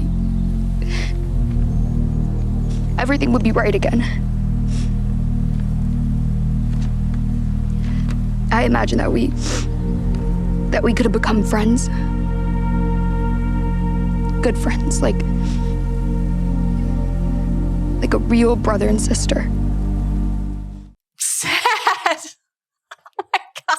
Sadie is like unbelievable in that stretch. Incredible. I have a friend who watched through Stranger Things for the first time. Not my friend Diana, who I watched with, but another friend was like, "Oh, you're doing this. I'm gonna." I dropped off in season 2. I'll catch up. Blah blah. And she is like a very snarky TV watcher, and she's just like, "I don't get why Max is so upset about Billy. Like Billy sucks. Like I don't understand it." And I'm like, I don't think that's a wholly unreasonable read. Billy was an absolute asshole to Max like an abusive person to Max the entire time. And so I think it takes so much for Sadie Sink to really sell Max's emotion here. And I think she absolutely nails it. It works on me. It didn't work on my friend. It works on me. But it was such a hard prompt because it's not just like, when Hopper writes a letter to 11, or that speech to 11 that we talked about a lot in season 3, which, a moment that we both really love. Like that's a natural sort of emotional thing. This is like can you buy this premise that Max is this torn up about Billy? And the writing is phenomenal, but just Sadie's performance. Yeah. I think the next line, right after the part we just heard is, I know that's stupid. You hated me. I hated you, but I thought that maybe we could try again. Yeah. And that's like, I thought that maybe we could try again is always like the part where I lose it because.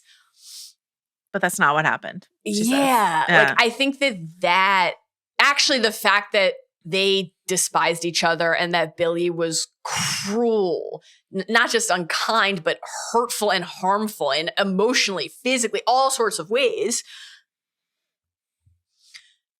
And that doesn't mean that the loss, but also just like the trauma would leave you in a day.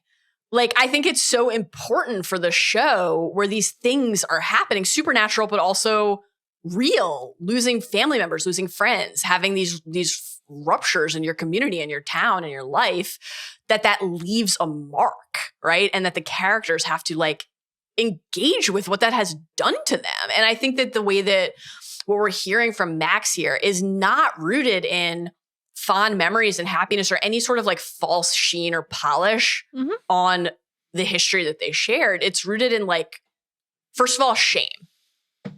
Why didn't I help? Like a lot of this is about Max. And that feels really honest and really true to me, right? Like when you lose somebody, you're thinking a lot about what you didn't do. Yeah. Right? That's like part of it. That's present here. There's the despair. There's the regret. There's wondering like what is inside of you and what does it mean, which is obviously something that Vecna is like weaponizing here. There's this like aspect of it here too that's like connected to what we talked about already with Max and Lucas.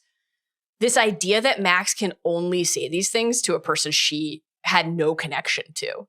That there is like, I mean, there's the literal fact that Billy is gone, but she's like, I wouldn't have believed it, but maybe you can hear me, right?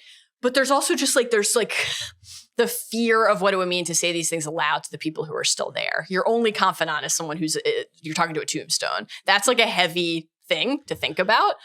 And I think that connects so well to that Will and Mike moment, yes, right? Like absolutely. It's scary to open up and like that to say how you really feel, especially the people you care about the most. Because what if they don't like the truth? And it's exactly. like, I'll just put it in a letter, and then I don't even have to be there when they read it. Tombstone. Yeah, exactly. And like, right, or they'll read it when I'm gone. And like, I think this obviously is just also one of the best encapsulations of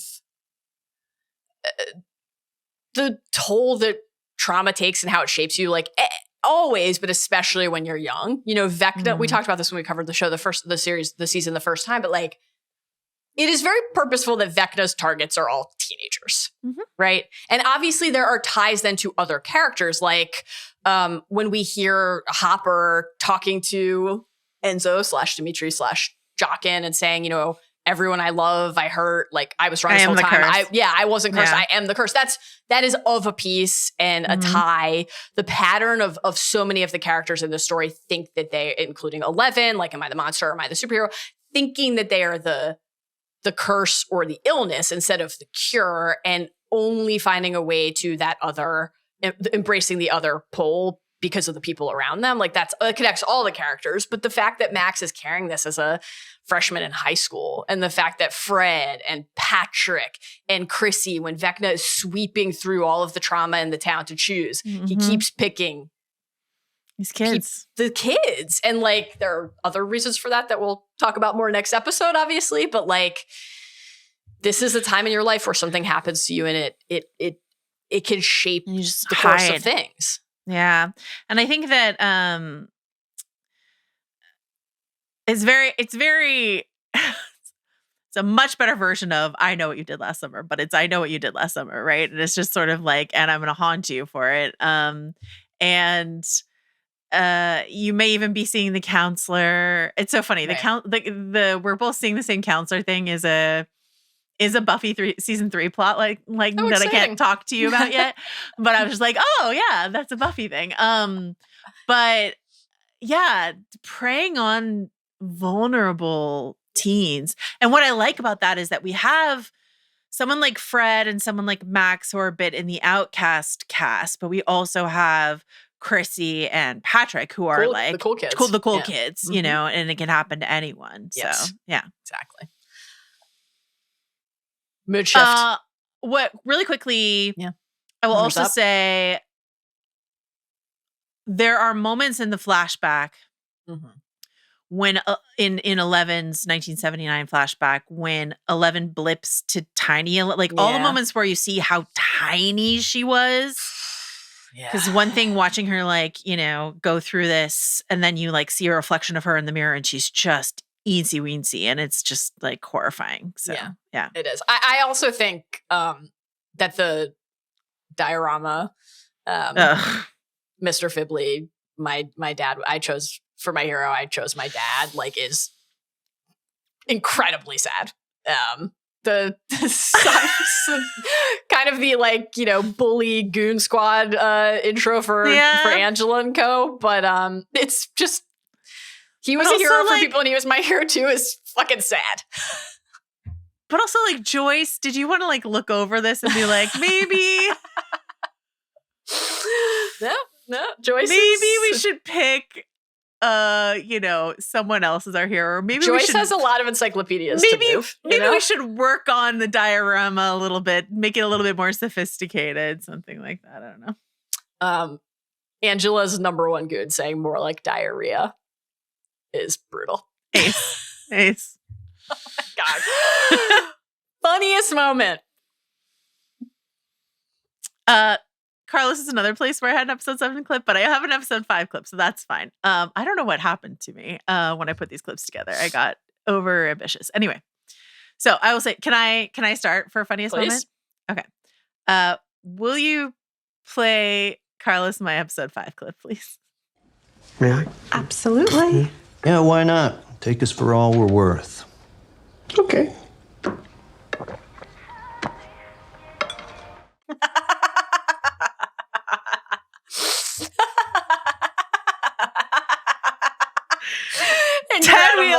Ted Wheeler has officially entered the chat. Oh my God. This is an incredible moment where like this is the beginning of actually like a runner of Dustin really moving into this like Ted Wheeler sucks era of his life.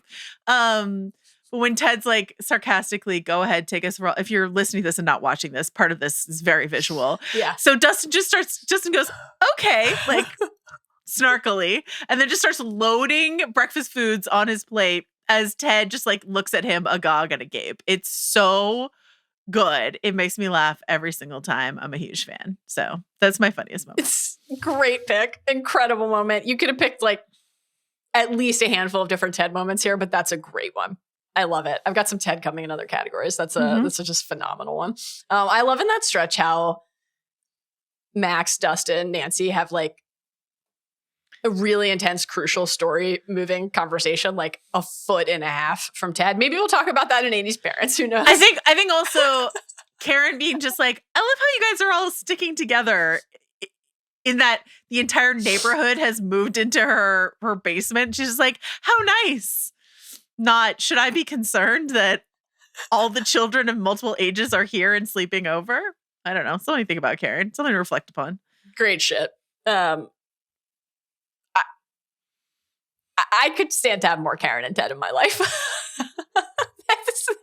the best. Season 5.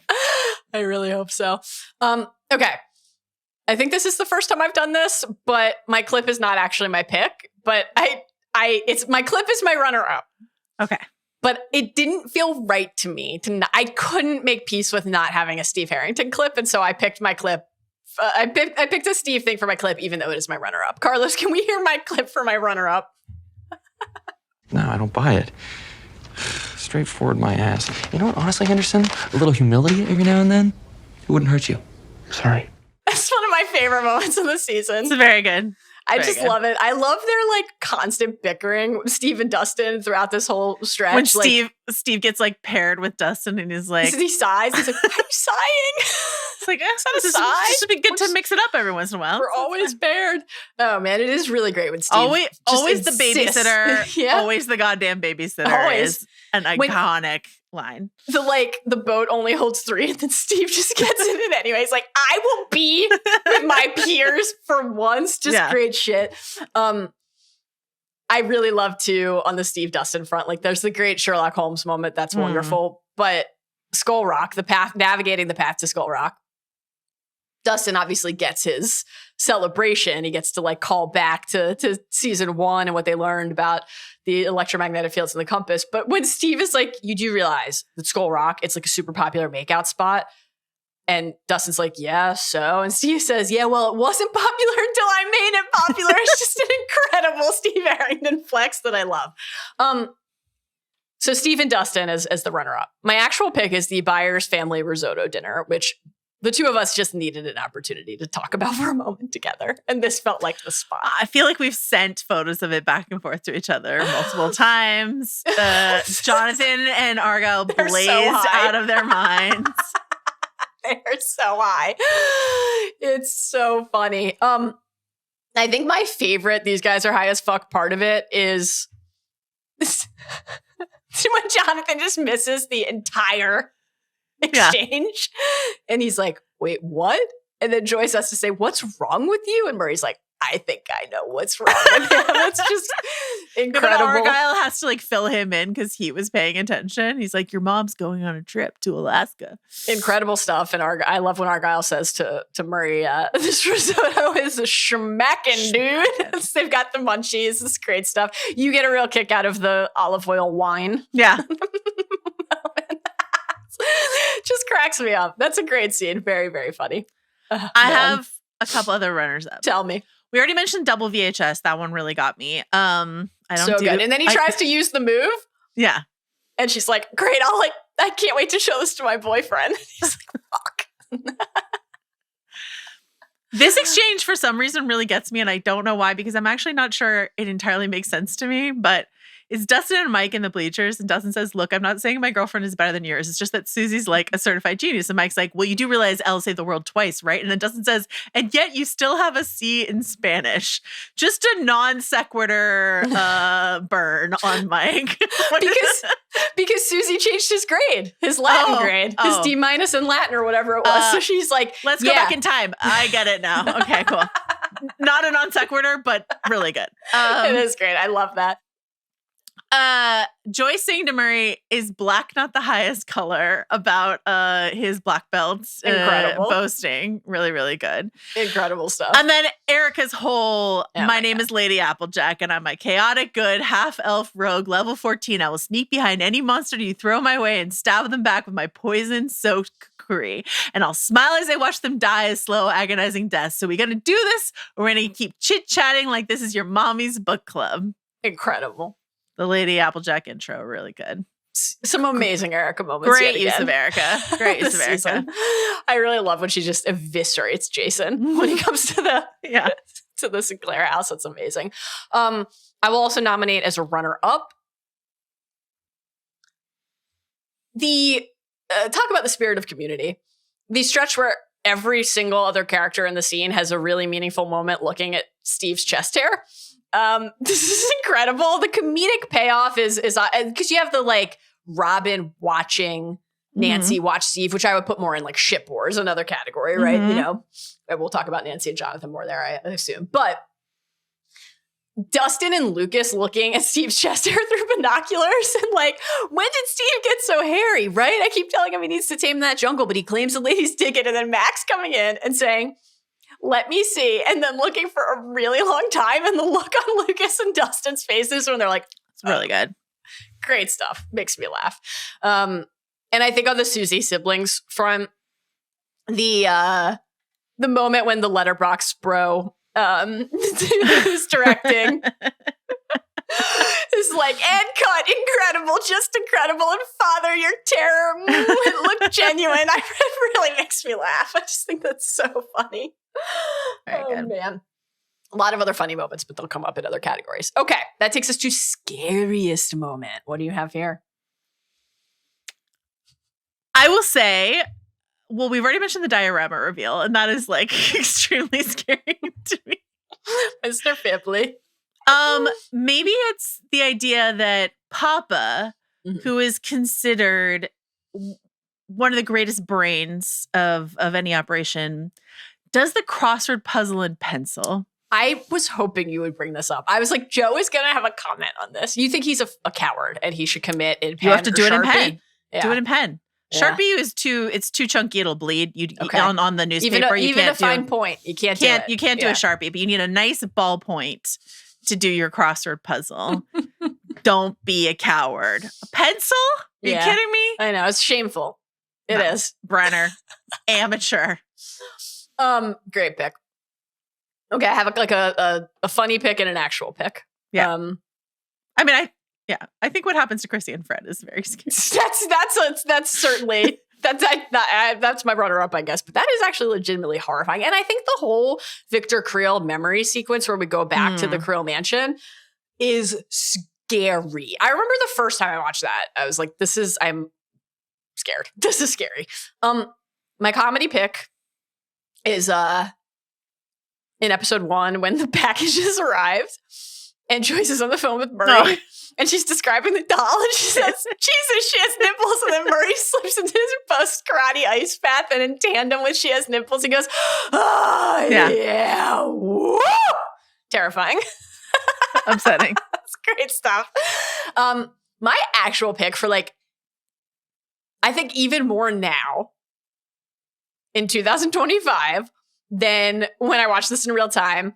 It is so disturbing to me watching Jason incite the masses. Whip up the crowd. Yeah. With the fanaticism and conspiracy. Exactly. Do we really know what's happening and what aren't they telling us? And let's go get them. It's harrowing. A lot of people right away are like, let's go. I have one more pick. Tell me. And I think it's equally as chilling as the Satanic Panic town hall. And it's the concept that anyone wouldn't want pineapple on a pizza. Try before you deny. Oh, fruits on your pizza's gnarly, you say? Try before you deny. You know that this is my main hot fruit exception is pineapple on pizza. Yeah.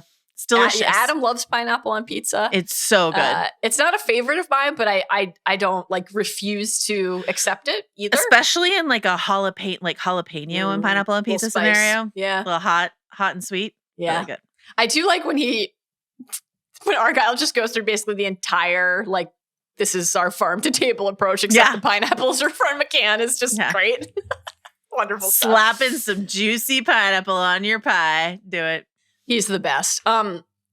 Speaking of slapping some juicy something on something, we have a couple categories today that may or may not be linked, depending on how we've each chosen to approach these.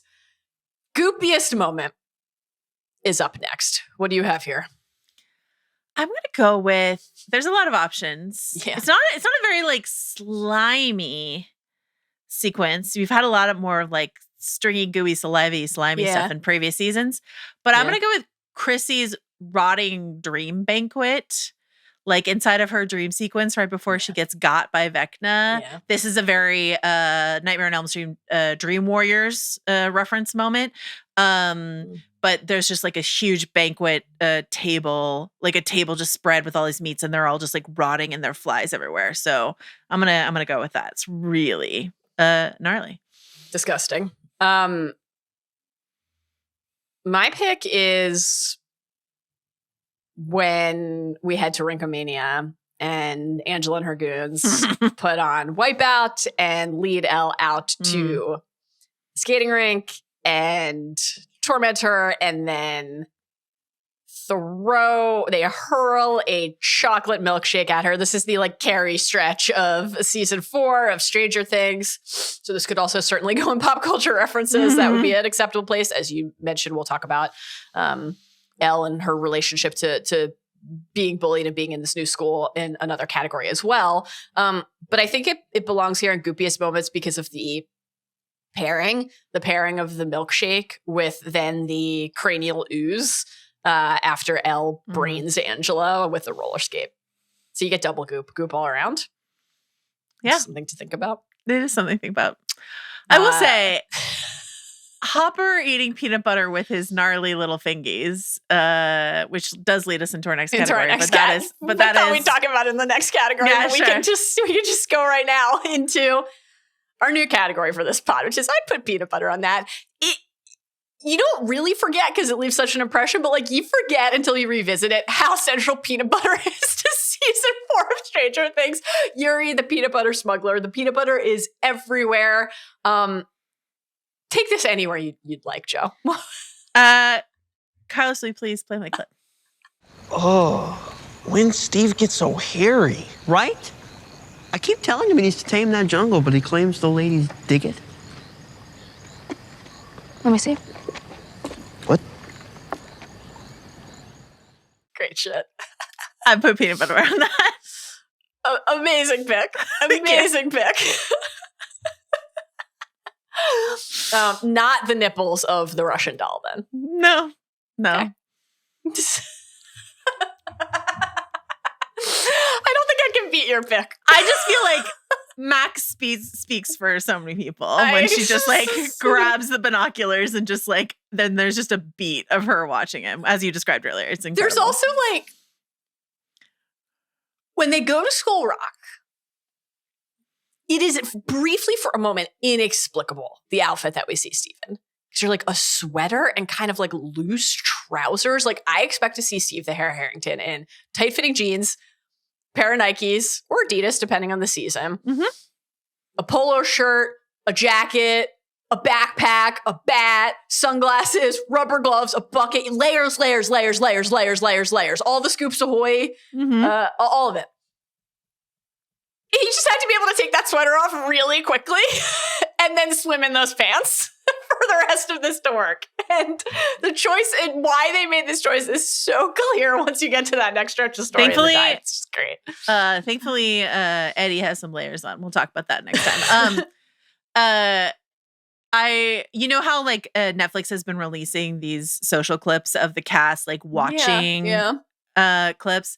There's one where Joe Keery and I think Maya Hawke are watching part of the dive, and they're talking about the cowl neck sweater that Natalia has to wear, and they were just like that freaking sweater and like getting it all wet and the continuity of it and like how like frustrating it was. So yeah, I'm sure that they thought a lot about all those like costumes they had to get sodden wet. And then keep them wet for like the next episode. A cowl neck, it's not the garb you want for Lover's Lake. It's just not. Listen, Max looking at Steve's chest hair through the binoculars could have been a pick for best coming of age moment, but I think we'll both be going with a slightly different tone for our selections here. Joanna? Instead, I'd put peanut butter on that. So, you know. Wait, what was your answer? Did you give your answer? I had like 10, kind of candidates. I think nipples of the doll, maybe the pick, but I like your nomination. I think I think that's a great one. Maybe Vecna can use some peanut butter to like patch up the neck wound, when Max rips. Yeah. Does his a little neck like stab move. Yeah. It's great. But yeah, the way that Hopper dips the 2 fingers in the jar and they're licks them. So grubby. I mean, I don't begrudge him. He's starving. Get your calories in, but they really grubbed up his fingers and made us experience that with him. So yeah. Best coming of age moment. Tell us. We've already mentioned 2 of mine, right? 11 lying about having friends, and then the Eddie and Chrissy exchange in the forest. This idea of like finding common cause with someone that you thought you were so separate from. But I'm going to give it to, and we've already talked about this a little bit too, but the Lucas and the basketball team and his old friends, and this exchange between Lucas. Do you have a clip for this, or I do. Okay, I do. Do you have a clip? Well, no, but so rather than we me, can hear it, and then we'll rather talk than me about it. say it, let's hear it. Let's hear it, Carlos. Has it ever occurred to you that we don't want to be popular? So you want to be stuck with the nerds and freaks for 3 more years? We are nerds and freaks. Yeah, but maybe we don't have to be. Look, I'm tired of being bullied. I'm tired of girls laughing at us. I'm tired of feeling like a loser. We came to high school wanting things to be different, right? So now we have that chance. Exactly. It's so good. Incredible scene, Lucas. Also, something I found out in my research for this, that Lucas is wearing number 8 because Caleb is a huge Kobe Bryant fan. So that's why he's got the number 8 on his jersey. But if what comes right before that part is Lucas saying, if I get in good with these guys, I'll be in the popular crowd, and then you guys will be too. This is idea of not like, I want to leave you guys and abandon you, but like, I'm going to like hook into the popular crowd and then I'll bring us all along. Like, he doesn't want to lose his friends. He's not, it's not that plot line of like, I'm too good for my friends. No. It's, I don't want to be picked on anymore. And I have found protection inside of this team where we all wear the same, uniform. And so we're all one and we're all part of it. And I am good at this. And so people value that. So they won't make fun of me for it. And like, then we can all do that. And the fact that Mike and Dustin have found their own version of that in Hellfire Club, they also have a uniform that they wear, and they also are part of a team, and they also have this protection of Eddie and all this sort of stuff like that. But it's like, but the pain of like the comfort, the warmth of finding that, place where you belong, and the pain of your friend being in a different pod from you, and what that separation means. And like Lucas, me watching the beginning of the season and for the first time and not knowing, like, are Lucas feeling so hurt by Max, by Dustin, by Mike, etc., by his sister, by Erica, that like that he's gonna throw in with the jocks. But he was like, no, like that was not where the direction he was going. But I was worried for a second it would be, and I wouldn't think it was outside the realm of possibility, because in high school it's just so freaking scary, and it's so easy to just lose yourself, dissolve yourself into the groupthink of whatever crowd you belong to. So yeah. I love that scene. I love that moment. I love the way that every season engages with this idea of the shifting dynamic inside of their group, and the characters move around, and like who is occupying which space at a given moment in time. I really love what you're saying about how like at the beginning of this, it's in that clip and in that just first episode, like heading into the championship game, heading into this time conflict, this head-to-head with Hellfire, that it's not that Lucas is embarrassed about them being his friends. He wants them to be, he would be proud to see them in the bleachers. He wants them to watch him and celebrate with him and share this with him. And then there is that like little bit of a regression where he's like, I'm not in Hellfire. No, it's my sister. Right. But that's also paired with fear, because there's this larger thing happening. And then I'm with you. Like, even now when I rewatch it, I'm like, what choice is Lucas going to make? It's so tense. And, of course we know that he's going to run and meet them at that school and be there for them. But it's not easy. And I think that's the right choice, because it shouldn't always be easy. And like, of all of the like, everyone in the conversation is really right and a little wrong at the same time. I think this is one of my favorite examples of it in the show, because like, of course, Mike and Dustin are hurt that Lucas would miss Hellfire. And of course they're like anxious that he's moved on, and that he has not only like access to something that they don't have access to, even though he's saying he wants them to have access to it, but that like the thing that they had together isn't enough for him anymore, which is like another version of like, in a very different way, but like everybody has their version of it. The conversation that Mike and Will had in season 3, where it's like, did you think we were going to like sit in our basement and just like play D&D forever? Right. So like groups change and people change, and they want to change together, but it's not always easy to. And I think like you feel really keenly for Mike and Dustin there, watching like one of their closest friends in the world, like have this experience that they're not having, but also then it's like they're judging him for it, and they're really being dismissive of this thing that is important to him and that is a cool new thing in his life. And like, that's really hurtful too. When they don't go to that game, it like kills me. I understand that there's conflict here and everyone's right and everyone's wrong, but at the same time, it's like Lucas can't move his championship game. No, exactly. You can move this They can't D&D move game. Hellfire, And yeah. I'm just like, you guys should have gone to the game. Do Hellfire after the game. Yeah. It's a high school basketball game. It's not going to take it that long. Though Exactly. I thought it was interesting to see the scoreboard there. They put up a lot of points. Oh, nice. Yeah, you so badly, no matter how many times you watch it, want them to just say, we'll be there tonight. Like, we're there for you. And then, of course, like, the fact that that's not what happens is really important, and they have to work their way back to each other. But it's just great. That's just a great scene. I love it so much. Love it. Any runners up here that you wanted to? No, other highlight? than things we already mentioned, no. Yeah, okay. You can now watch House of R on Spotify and The Ringer's first ever television channel, available exclusively on Samsung TV Plus, the subscription-free streaming destination bringing you the best of TV. Rewatch some of our best deep dives and debates on the new all-day Ringer channel. You can also settle in and catch up on your other Ringer favorites, including the Ringerverse, the Rewatchables, or the Big Picture.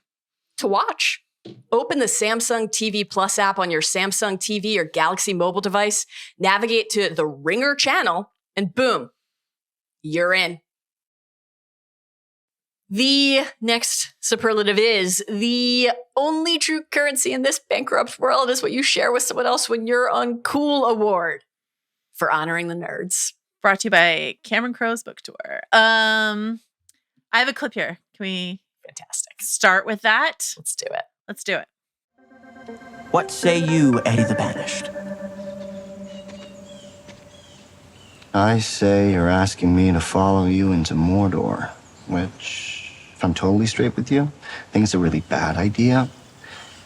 But, the Shire is burning.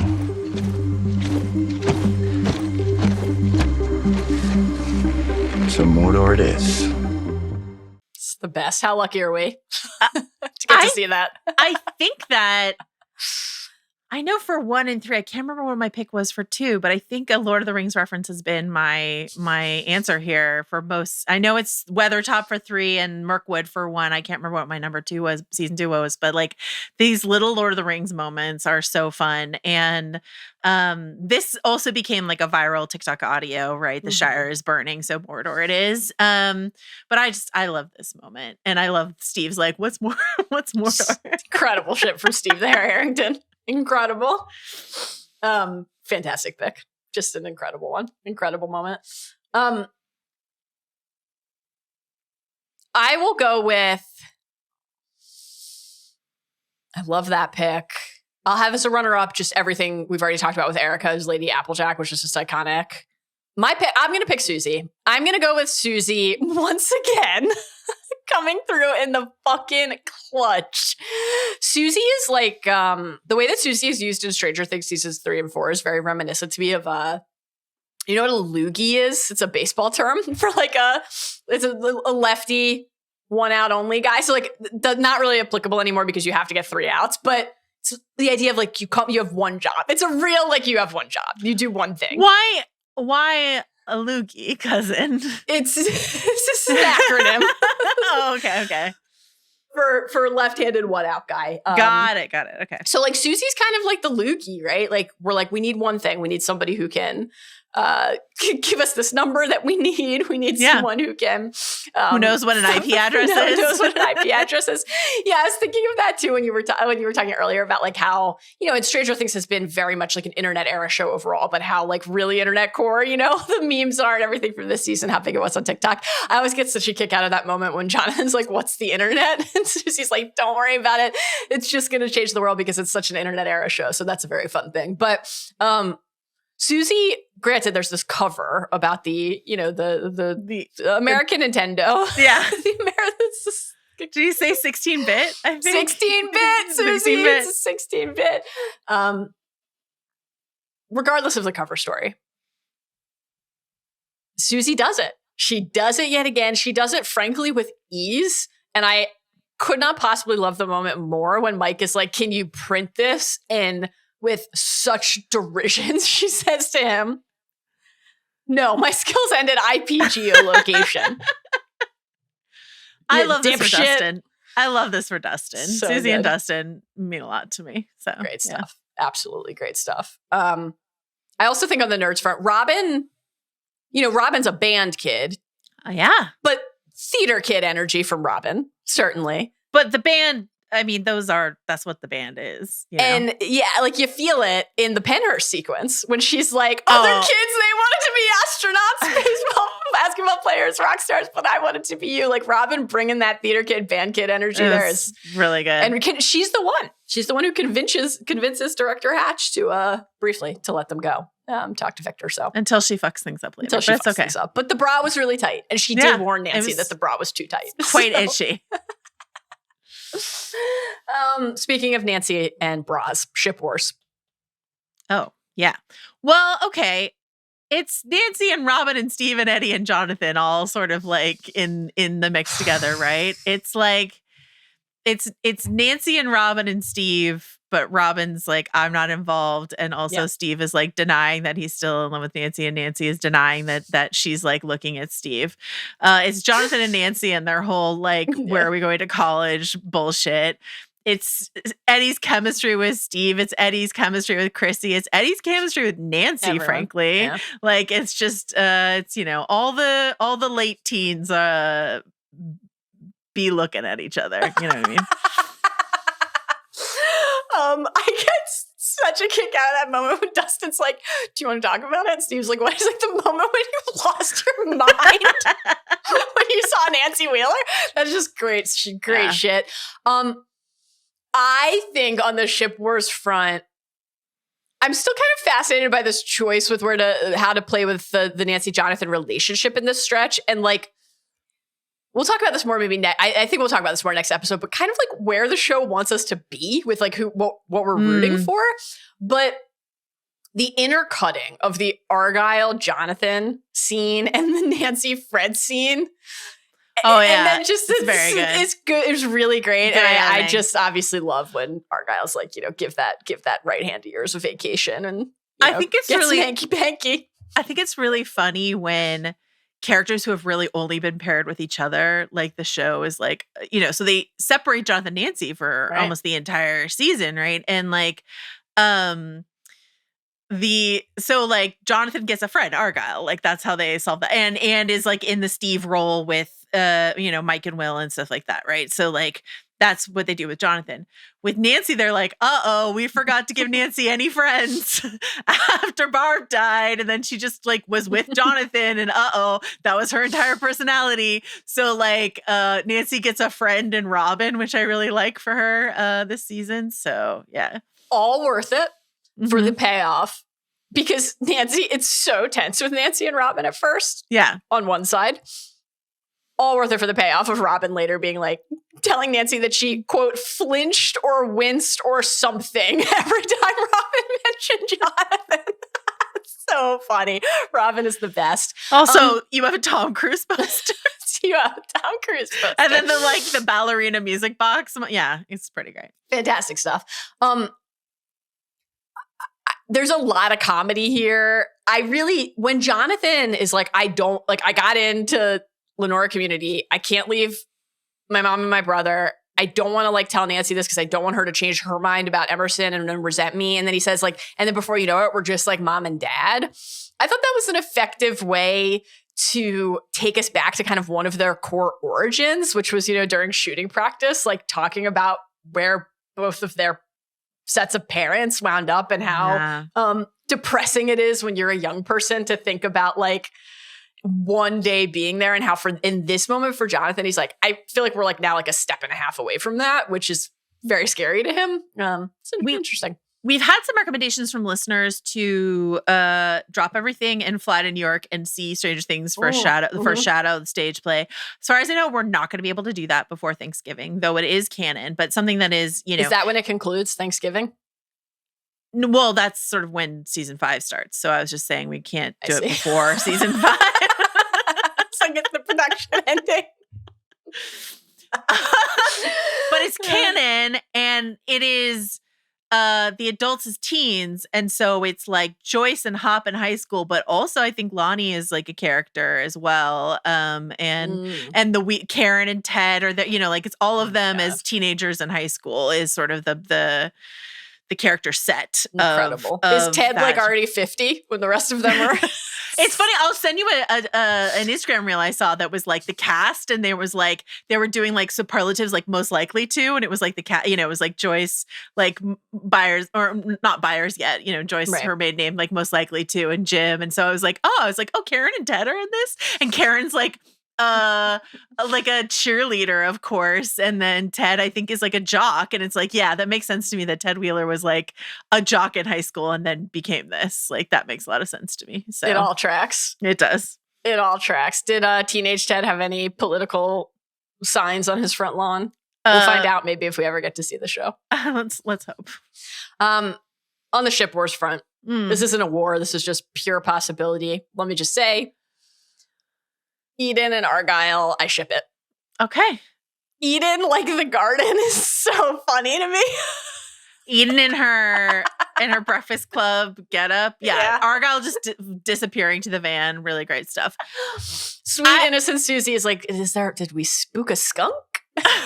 we have more to talk about in the back half, but I think the Eddie and Steve stuff is quite potent. It's quite good. So, I mean, no notes from me. Certainly no notes from me. Great stuff. Best quote. Oh boy. This is a bit of a tie. It's either Max's Dear Billy letter. Mm-hmm. Sure. Yeah. Or again, what do you do with a character when you've separated them from all the other characters that they've ever spent time with? I guess you give them a lot of monologues. So Hopper has many monologues, and we've already talked about the best one.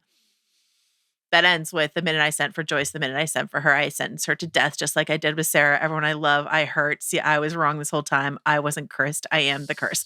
I would argue Jim has like maybe 2 contemplative monologues too many this season, but this one is so good. Talking about his time in war, about Agent Orange, about, Sarah and Diane and all this sort of stuff. Like it's all really good. And then concluding with I am the curse is like extremely good shit from Hopper. And the way that connects to that like conversation in season 2, like the feeling like he's the black hole. Yeah.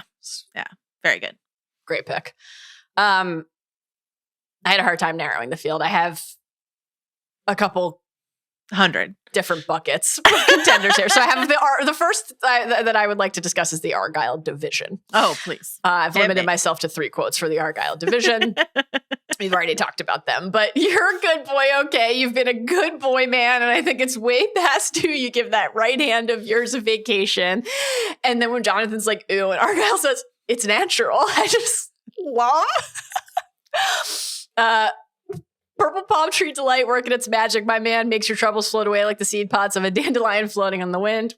Incredible. And then your favorite fruit on your pizza's gnarly. You say, well, I say, try before you deny. Incredible. Very good. Non-Argyle division. 3 candidates. When Enzo / Dimitri / Jacanagar says to Hopper, he's telling Hopper in episode 3 what Yuri smuggles. And he says, cigarettes, peanut butter, Playboy is the best America has to offer. Very good. Incredible. Accurate. I love in episode 5 when Steve is basically just trying to understand why they have to go into the Creel mansion and why it's important. He's like, because Max saw it in Vecna's red soup mind world. It's like, actually, yeah, that's why. Yeah. Thank you, Steve. And then I think this is my pick. Okay. Though I have a couple more contenders after. Episode 6, my queen Susie explaining why her dad took her computer by saying, not only was I breaking the law, I was dating an agnostic.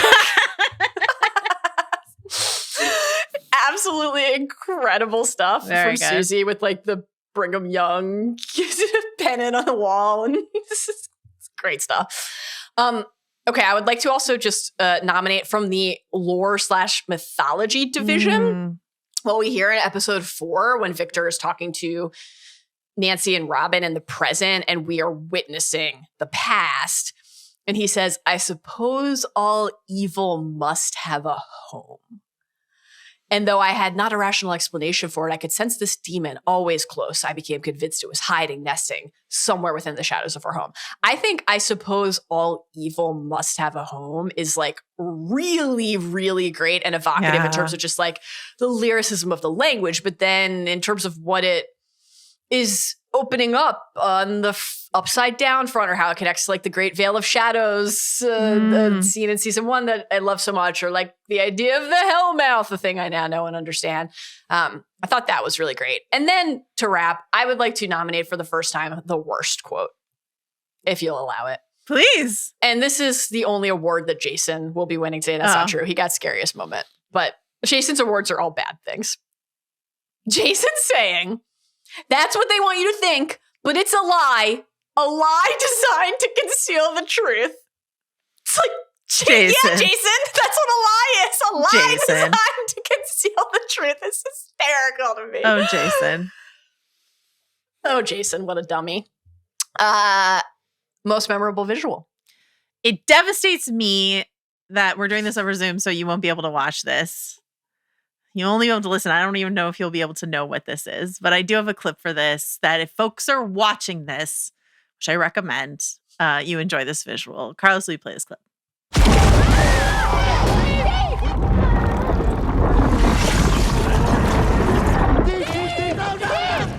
What the hell was that, man? Nancy, really? What happened? Jesus!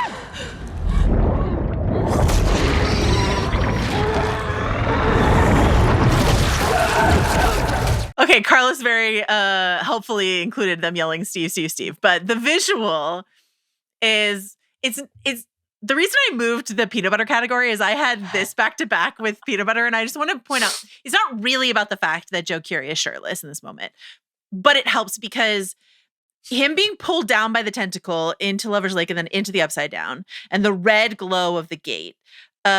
So him with a tentacle wrapped around his ankle being pulled down and sort of like hovering over the gate and then being pulled through the gate into the upside down. That to me looks like the cover of like a great pulpy 1980s paperback. Like the way that that's shot, the way that the red light is just glistening off of his like torso. Yeah. You're seeing him from behind, but it's just like the red glow on his skin, and then just like the tentacle and the gate below. It just like looks like a paperback design to me. And that is just like it's not about I'd put peanut butter on that. It's really about this is just like a cool sci-fi image, and the red glow in the water and all of it just like all goes together really well. So that's my pick. That's like I love the paperback point. That's my pick is very proximate to this. It also involves Steve in the Watergate. Mine's right before your pick. When he's like, when they pan out wide. Yes, I almost picked that one. Yeah. It's like an eye. Yeah, it's like the slit of the eye of a sea monster, glowing red, and he is just in the abyss, and he's so small. I love that. It's so striking. And I also just like that shot and what you're picking, you know, the literally when he is pulled through and kind of bursts through, but just like another way of reminding us how thin the veil between the dimensions is, between the worlds is. Like we have seen gates in a wall or, you know, underground, or like we have Jonathan and Nancy are gonna, in a really ill-advised way, go through the trunk of this tree, etc. But like it's the idea that that penetration can happen anywhere, because that's what it means for these planes to overlap. Is I think it was really captured beautifully and very memorably. And all of the stretch. Like, you know, we'll get to this in the back half, the other like travel through the gate imagery that they have this season, but like all that stuff is so clever. The like upside down flip stuff is so good. And incredible. I'm so glad we picked similar moments, but it's very cool looking. Fantastic stuff. Favorite pop culture influence on this season from any decade, or favorite reference this season? What do you got? Gosh, there's so much. There are a lot.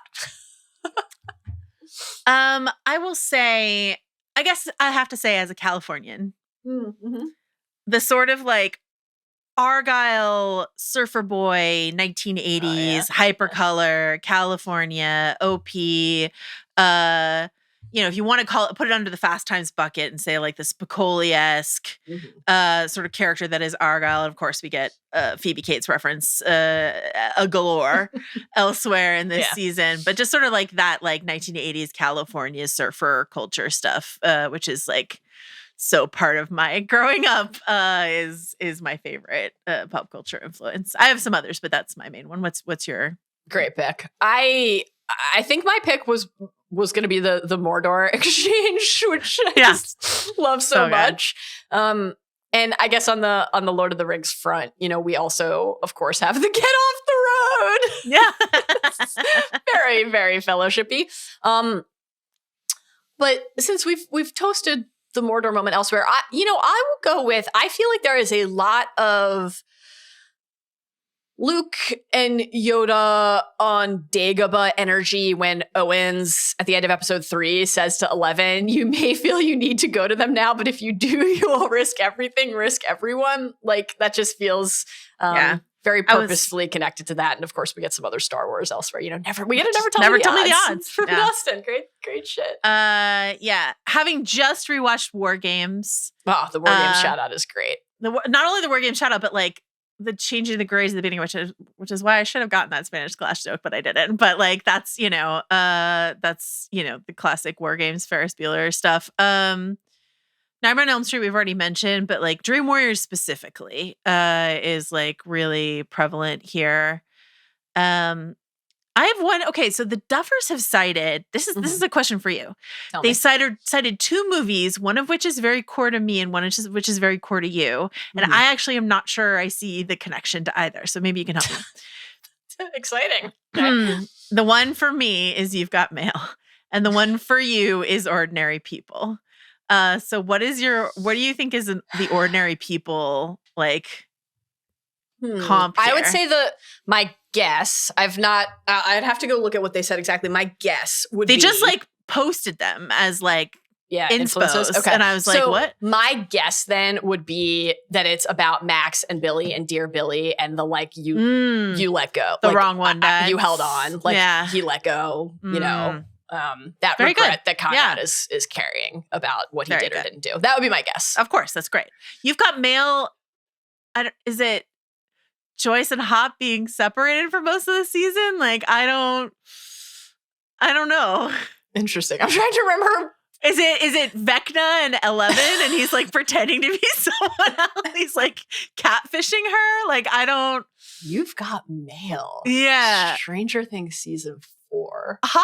I've seen You've Got Mail 1 million times. Does someone eat caviar even though it's a garnish? Like, I don't know what the answer is, but hobbitsanddragons@gmail.com if you know is it the dial-up sound that I was going to say, is it like the internet? Yeah, like the dial-up modem?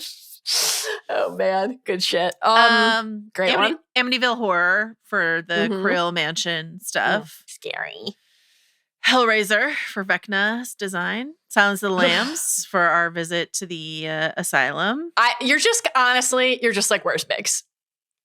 I mean, everything about the walk down that hall, what the guard is saying, everything. You're like, where is Miggs? And obviously it's relief that Miggs is not here, but I never want him there.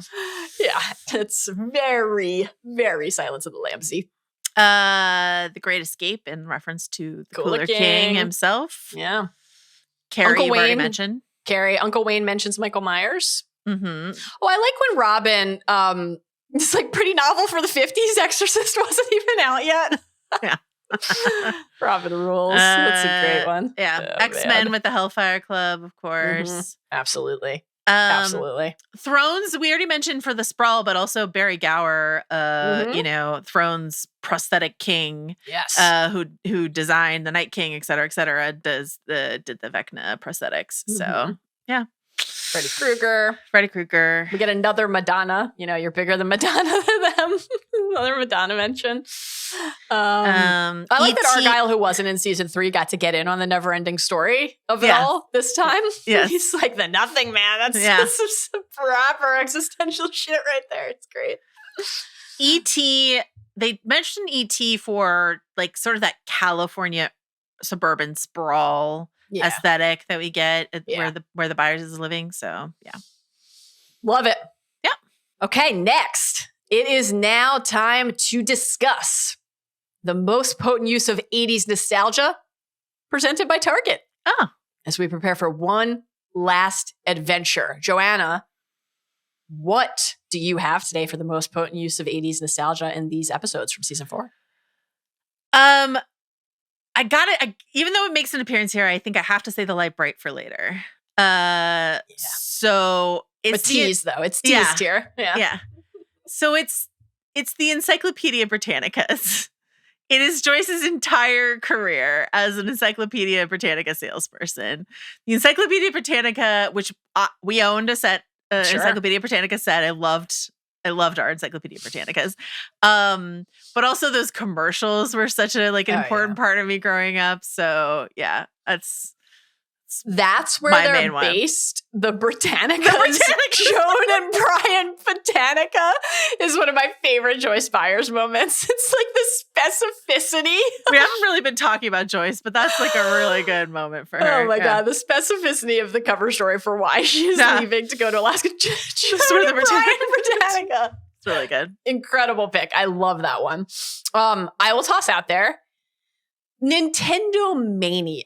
Wide release in North America in 86, I believe. Ben Lindbergh can fact check us on that. And so you get multiple moments across these episodes where Nintendo is just in the air, right? I love when Erica has the conversation with Jason and is reminding him to remind Lucas of what covering for Lucas is costing him. And then Erica says, another week of this and he's buying me a goddamn Nintendo with Duck Hunt. Nothing could port me back to my childhood more powerfully than mentioning not only a Nintendo, but Duck Hunt.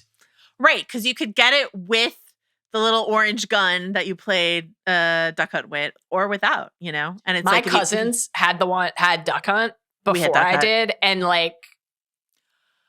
I was consumed by jealousy. I should mention every piece of Nintendo that ever entered our house was deeply against my parents' will. My sister babysat and saved up to get the first Nintendo for us. And then I think Super Nintendo I got. Oh yeah. And we were allowed to, we only had basically Mario games on there, which is great. Great. Who needs more? Super Mario 2 is my favorite. Dr. Mario also iconic, but interesting. I know Super Mario 2 is an unusual one, but I really, really like it. But we were allowed to play, but we weren't allowed to play with the sound on. Have I told you this before? Whoa. We had to mute all the sounds. And we could listen. We would listen to musicals and then play Nintendo. It's all becoming so clear to me. It's all clicking into place. We could listen. Story. Yeah, we could listen to music, but we weren't allowed. My mom was so irritated by the noise of the Nintendo that we weren't allowed to have the noise of the video game. That doesn't stop me from knowing all of the Mario sounds, of and course. I can there's just pretty some good, great stuff. Yeah, pretty good. Thanks. Would you have participated in, this is another Nintendo moment in this stretch, the quest to win, this is the cover story for Finding Nina, to win the Ameritendo 16-bit for Dustin for his birthday, even though his birthday is months away. Would you have participated? Absolutely. Of course. Yeah, I love a contest, Same. We get a Police Academy 3 reference Mm-hmm. back in training. People looking up things in the paper in general. I was going to say, that's my favorite part of that for the 80s nostalgia. It's just what's playing at the multiplex today? Let me check the paper. Great stuff. Fantastic. I already mentioned Argyle Surfer Bro everything, and I mentioned sort of the OP, the Ocean Pacific clothing, but the way in which Mike shows up to California in his the OP Sunwear knockoff that Argyle calls out. But I love that he shows up, he bought new clothing. Yes. To come to California, and that 11 and Will are just wearing their Indiana clothes, and Mike is there in his neon visor and stuff like that. It's great stuff. Mike's putting in the effort, Also, this is kind of in Will's room. We love to poster spot, right? And Will has Jaws. Jaws made the trip. Yeah. 1975, whatever. He's got a poster for the Little Shop of Horrors. The movie's not out yet. Stage show. Now, why is it a secret that Will Byers is gay when he has a poster for the Little Shop of Horrors stage show in his bedroom? I don't know, but I would have paid a little more attention if I were Mike and I were in there. Speaking of paying attention to what people need, I would like to, on the 80s nostalgia front, highlight some of the "you are hiding in a boathouse and we will bring you sustenance" snacks that Eddie consumes. Very good. Yoo-hoo. This is core 80s nostalgia. Honeycomb. Mm-hmm. And this is not part of the rescue kit that the pals bring. This is what Eddie unearths for himself in the cupboards inside of Rick's home. SpaghettiOs. Let me tell you what I loved to eat when I was a kid. SpaghettiOs. This may not surprise you given the fact that I had my first Pop-Tart like just 2 weeks ago when I was in LA, but I've never had a SpaghettiO. You're missing out. But I love that Jason's like, oh, Eddie was here. Like he sees the SpaghettiOs, he's like, this is the work of Eddie. Great stuff. Anything else? Jonathan makes a Chips reference. And then something we've talked about a couple times, but the Satanic Panic, of course, aspect. Very of the time. Eddie is modeled after one of the West Memphis 3, and so that's just, quite evocative. I think there's something too. This is obviously not exclusively I wouldn't say an 80s. I wouldn't say I'm nostalgic for Satanic Panic. I'm going to root you in a moment in time. It orients you. This next thing is not like specific necessarily to the 80s, but I do think that the Owens 11 approach to the Nina site, to that former missile silo in Nevada, just that like open expanse. I mean, for us at home, we kind of have a like more modern Breaking Bad, like, out in the open space association with like a visual like that. But, just in general, the Area 51 kind of conspiracy, what is hidden beneath the surface that we don't have access to or know about. The grip that held on the masses across the decades, certainly in that time as well. And of course, we're in the, we talked about this a lot in our season 3 pods, but the Cold War aspect of that too, with the Hopper plotline. All connected. Is that it? Did we do it?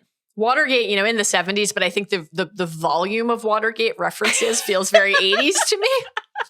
Hawkins Gate and then Watergate. Yeah. Steve's like, wait a second, didn't those guys get caught? Very amusing.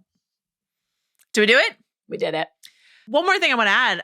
I mean, we haven't really talked about the Walkman, but the Walkman is so integral to everything. And I love, there's just like a couple things that are so specific to it, right? Like we have to fast forward, rewind to find the exact right tape. They like make her a loop later so that she can play it, but she has to stop and rewind it or flip it around or whatever. The way in which I'm so glad they thought to do this.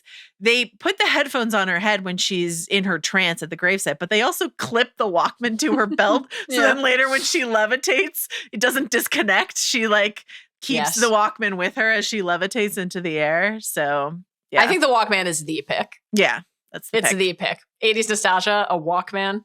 Yeah. How are we topping it? We're not. The Light Bright's like, hold my beer for part 2. Okay. The most potent use of 80s nostalgia was brought to you by Target. Prepare for one last adventure now at Target. Plus, they are dropping a nostalgia-filled spot celebrating their Stranger Things collaboration, and it's rad. You can watch the full spot on Stranger Things Day, November 6th at target.com/Stranger Things. Love it. That takes us to another 80s category. 80s parenting. We have some notes. I have a clip for this one. I hope it's Ted. It is. Carlos?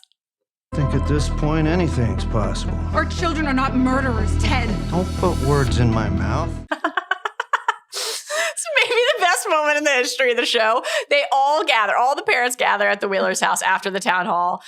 think their kids are, when did the movie start? 4 hours ago. They have no idea, as usual, where their kids are. So it's just like, we're playing the hits. But it's like, Dustin's mom is like, we don't really think that they're involved with this Eddie thing. And Ted's like, maybe.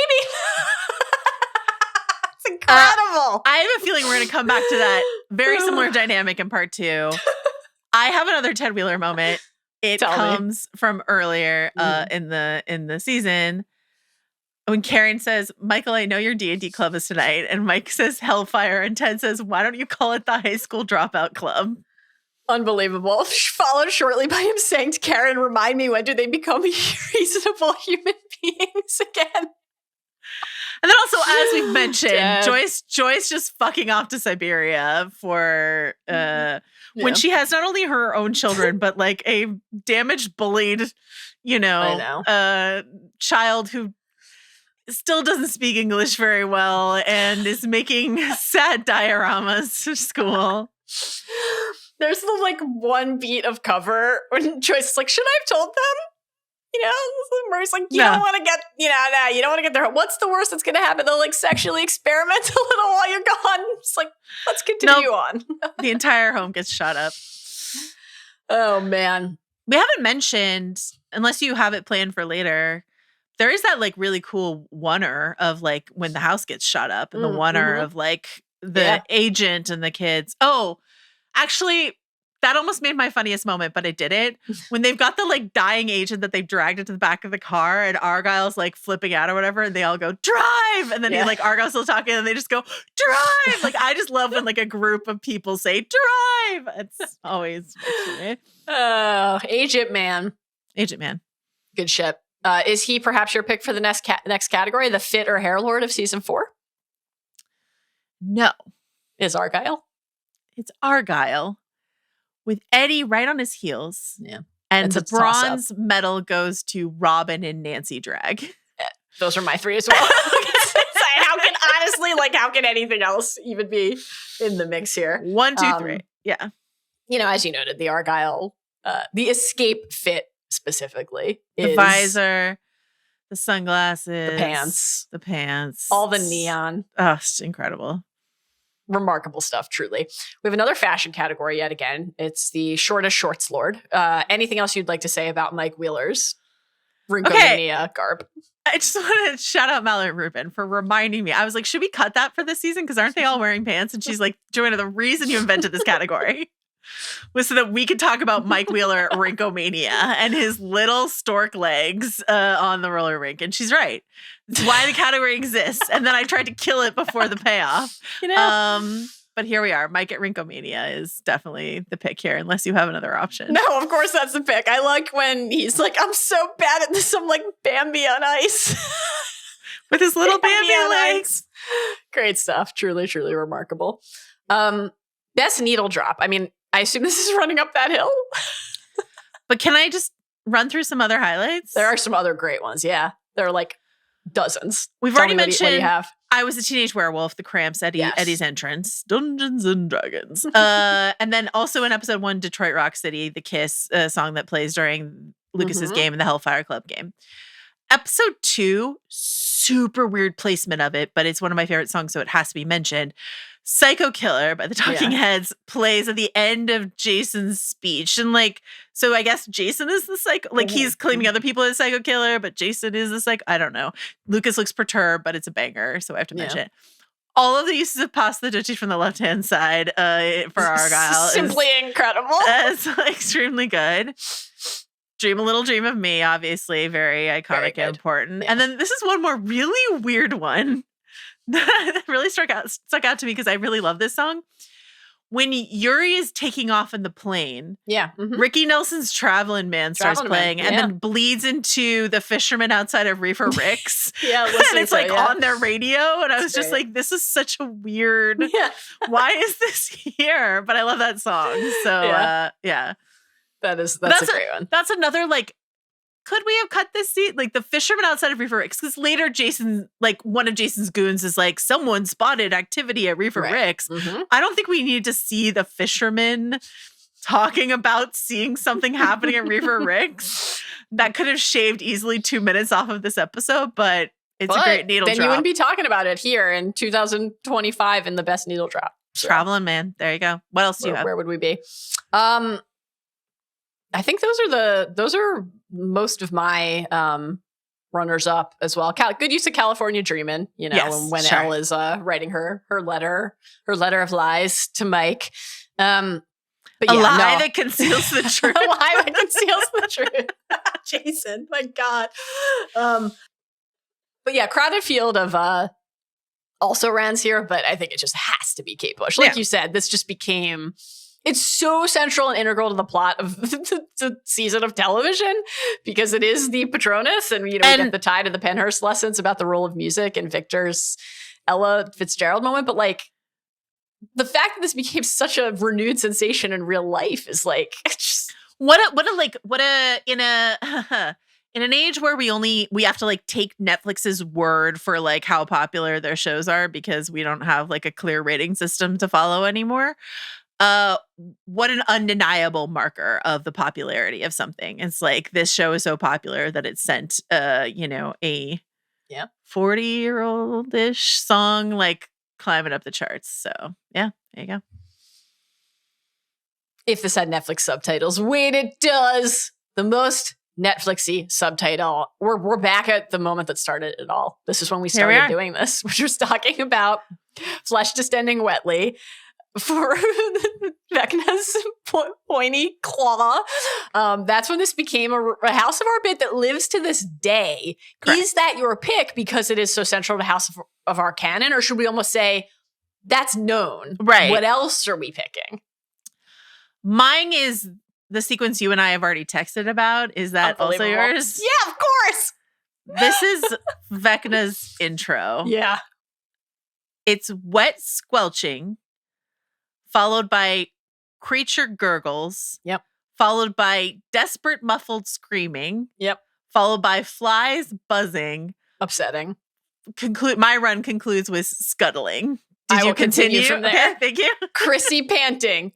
Creature groans, creature gurgles, menacing guttural growling, and Chrissy whimpers. And then, of course, we build toward bone snapping, creature groaning, wet squelch. And I would say we talk a lot about flesh distending wetly, rightly, but I would say this is the season of the wet squelch. Wet squelch is constantly deployed across the subtitles. But Vecna entering on wet squelch is just 10 out of 10 no notes. Really good stuff. Unbelievable stuff. I did want to ask you, given how you feel about a crevice, what it does to you to see fissure crackling and eerie sounds emanating from fissure.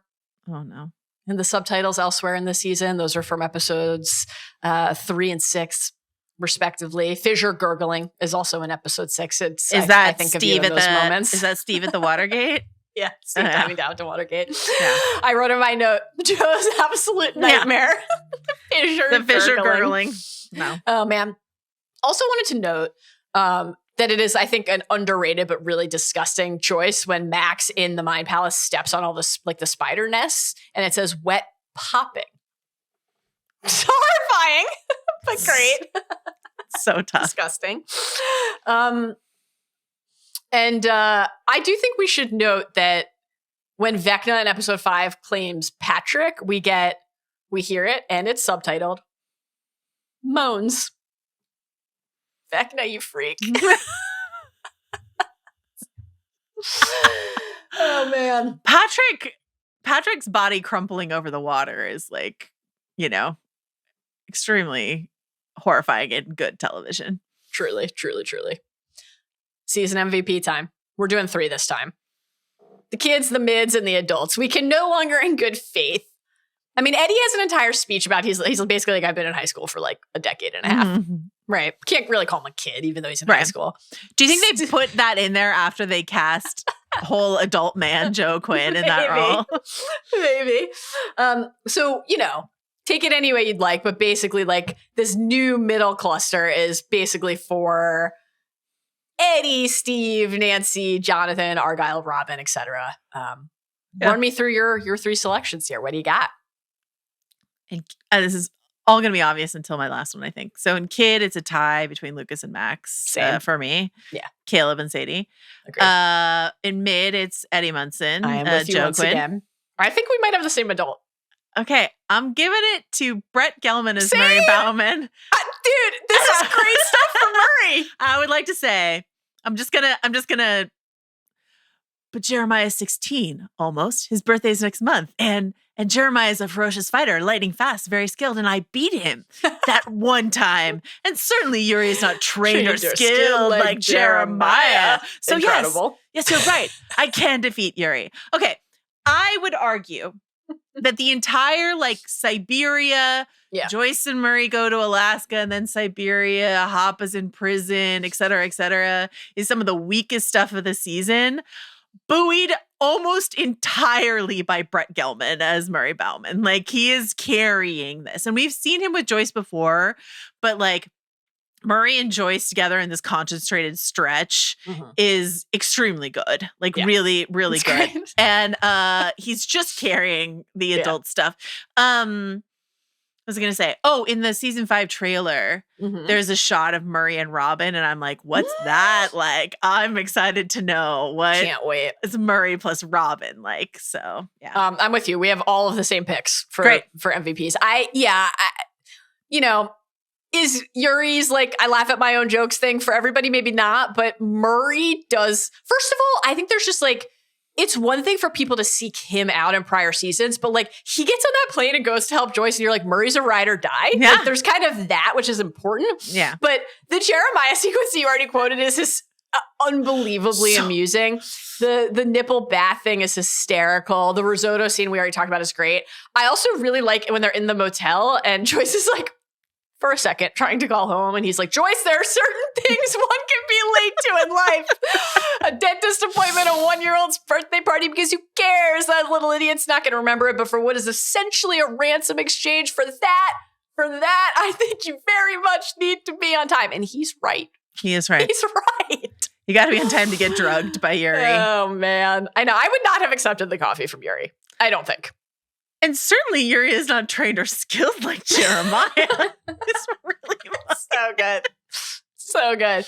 Those are our superlatives. We will now talk for a minute about season 5. I almost want to save this completely for the next pod. I think there's one thing. Yeah, let's hit a couple quick things, but we're gonna, if you guys are you really didn't talk about Vecna very much, we're just gonna talk about it a lot next time. Yeah. So what do you have here? Don't worry. Vecna and his wet squelching is coming. Don't worry. Oh, phrasing. Okay. I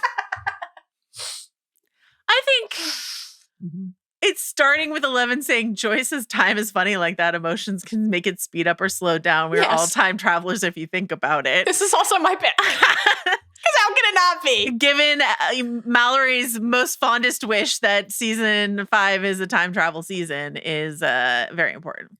This reminds me a little bit, I won't get into spoilers for another television show that people might not be expecting here. This reminds me a little bit of a conversation we had around the identity of a certain character on Rings of Power and how at a certain point it goes from hold the theory loosely and into if you give us that many honking horn, then he better signal, be. Something's he better be, or else you're irresponsibly teasing, right? Yeah. So I feel like that's where we are with some of the end game time travel stuff. Who knows? Yeah, I mean, again, you said that maybe he's a clockmaker or something. Why is this wizard obsessed with clocks? Is another one. But yeah, we're all time travelers if you think about it. I'm just come on. Yeah. Okay, so it's confirmed. I don't know. I mean, will it bother if there isn't literal time travel? No.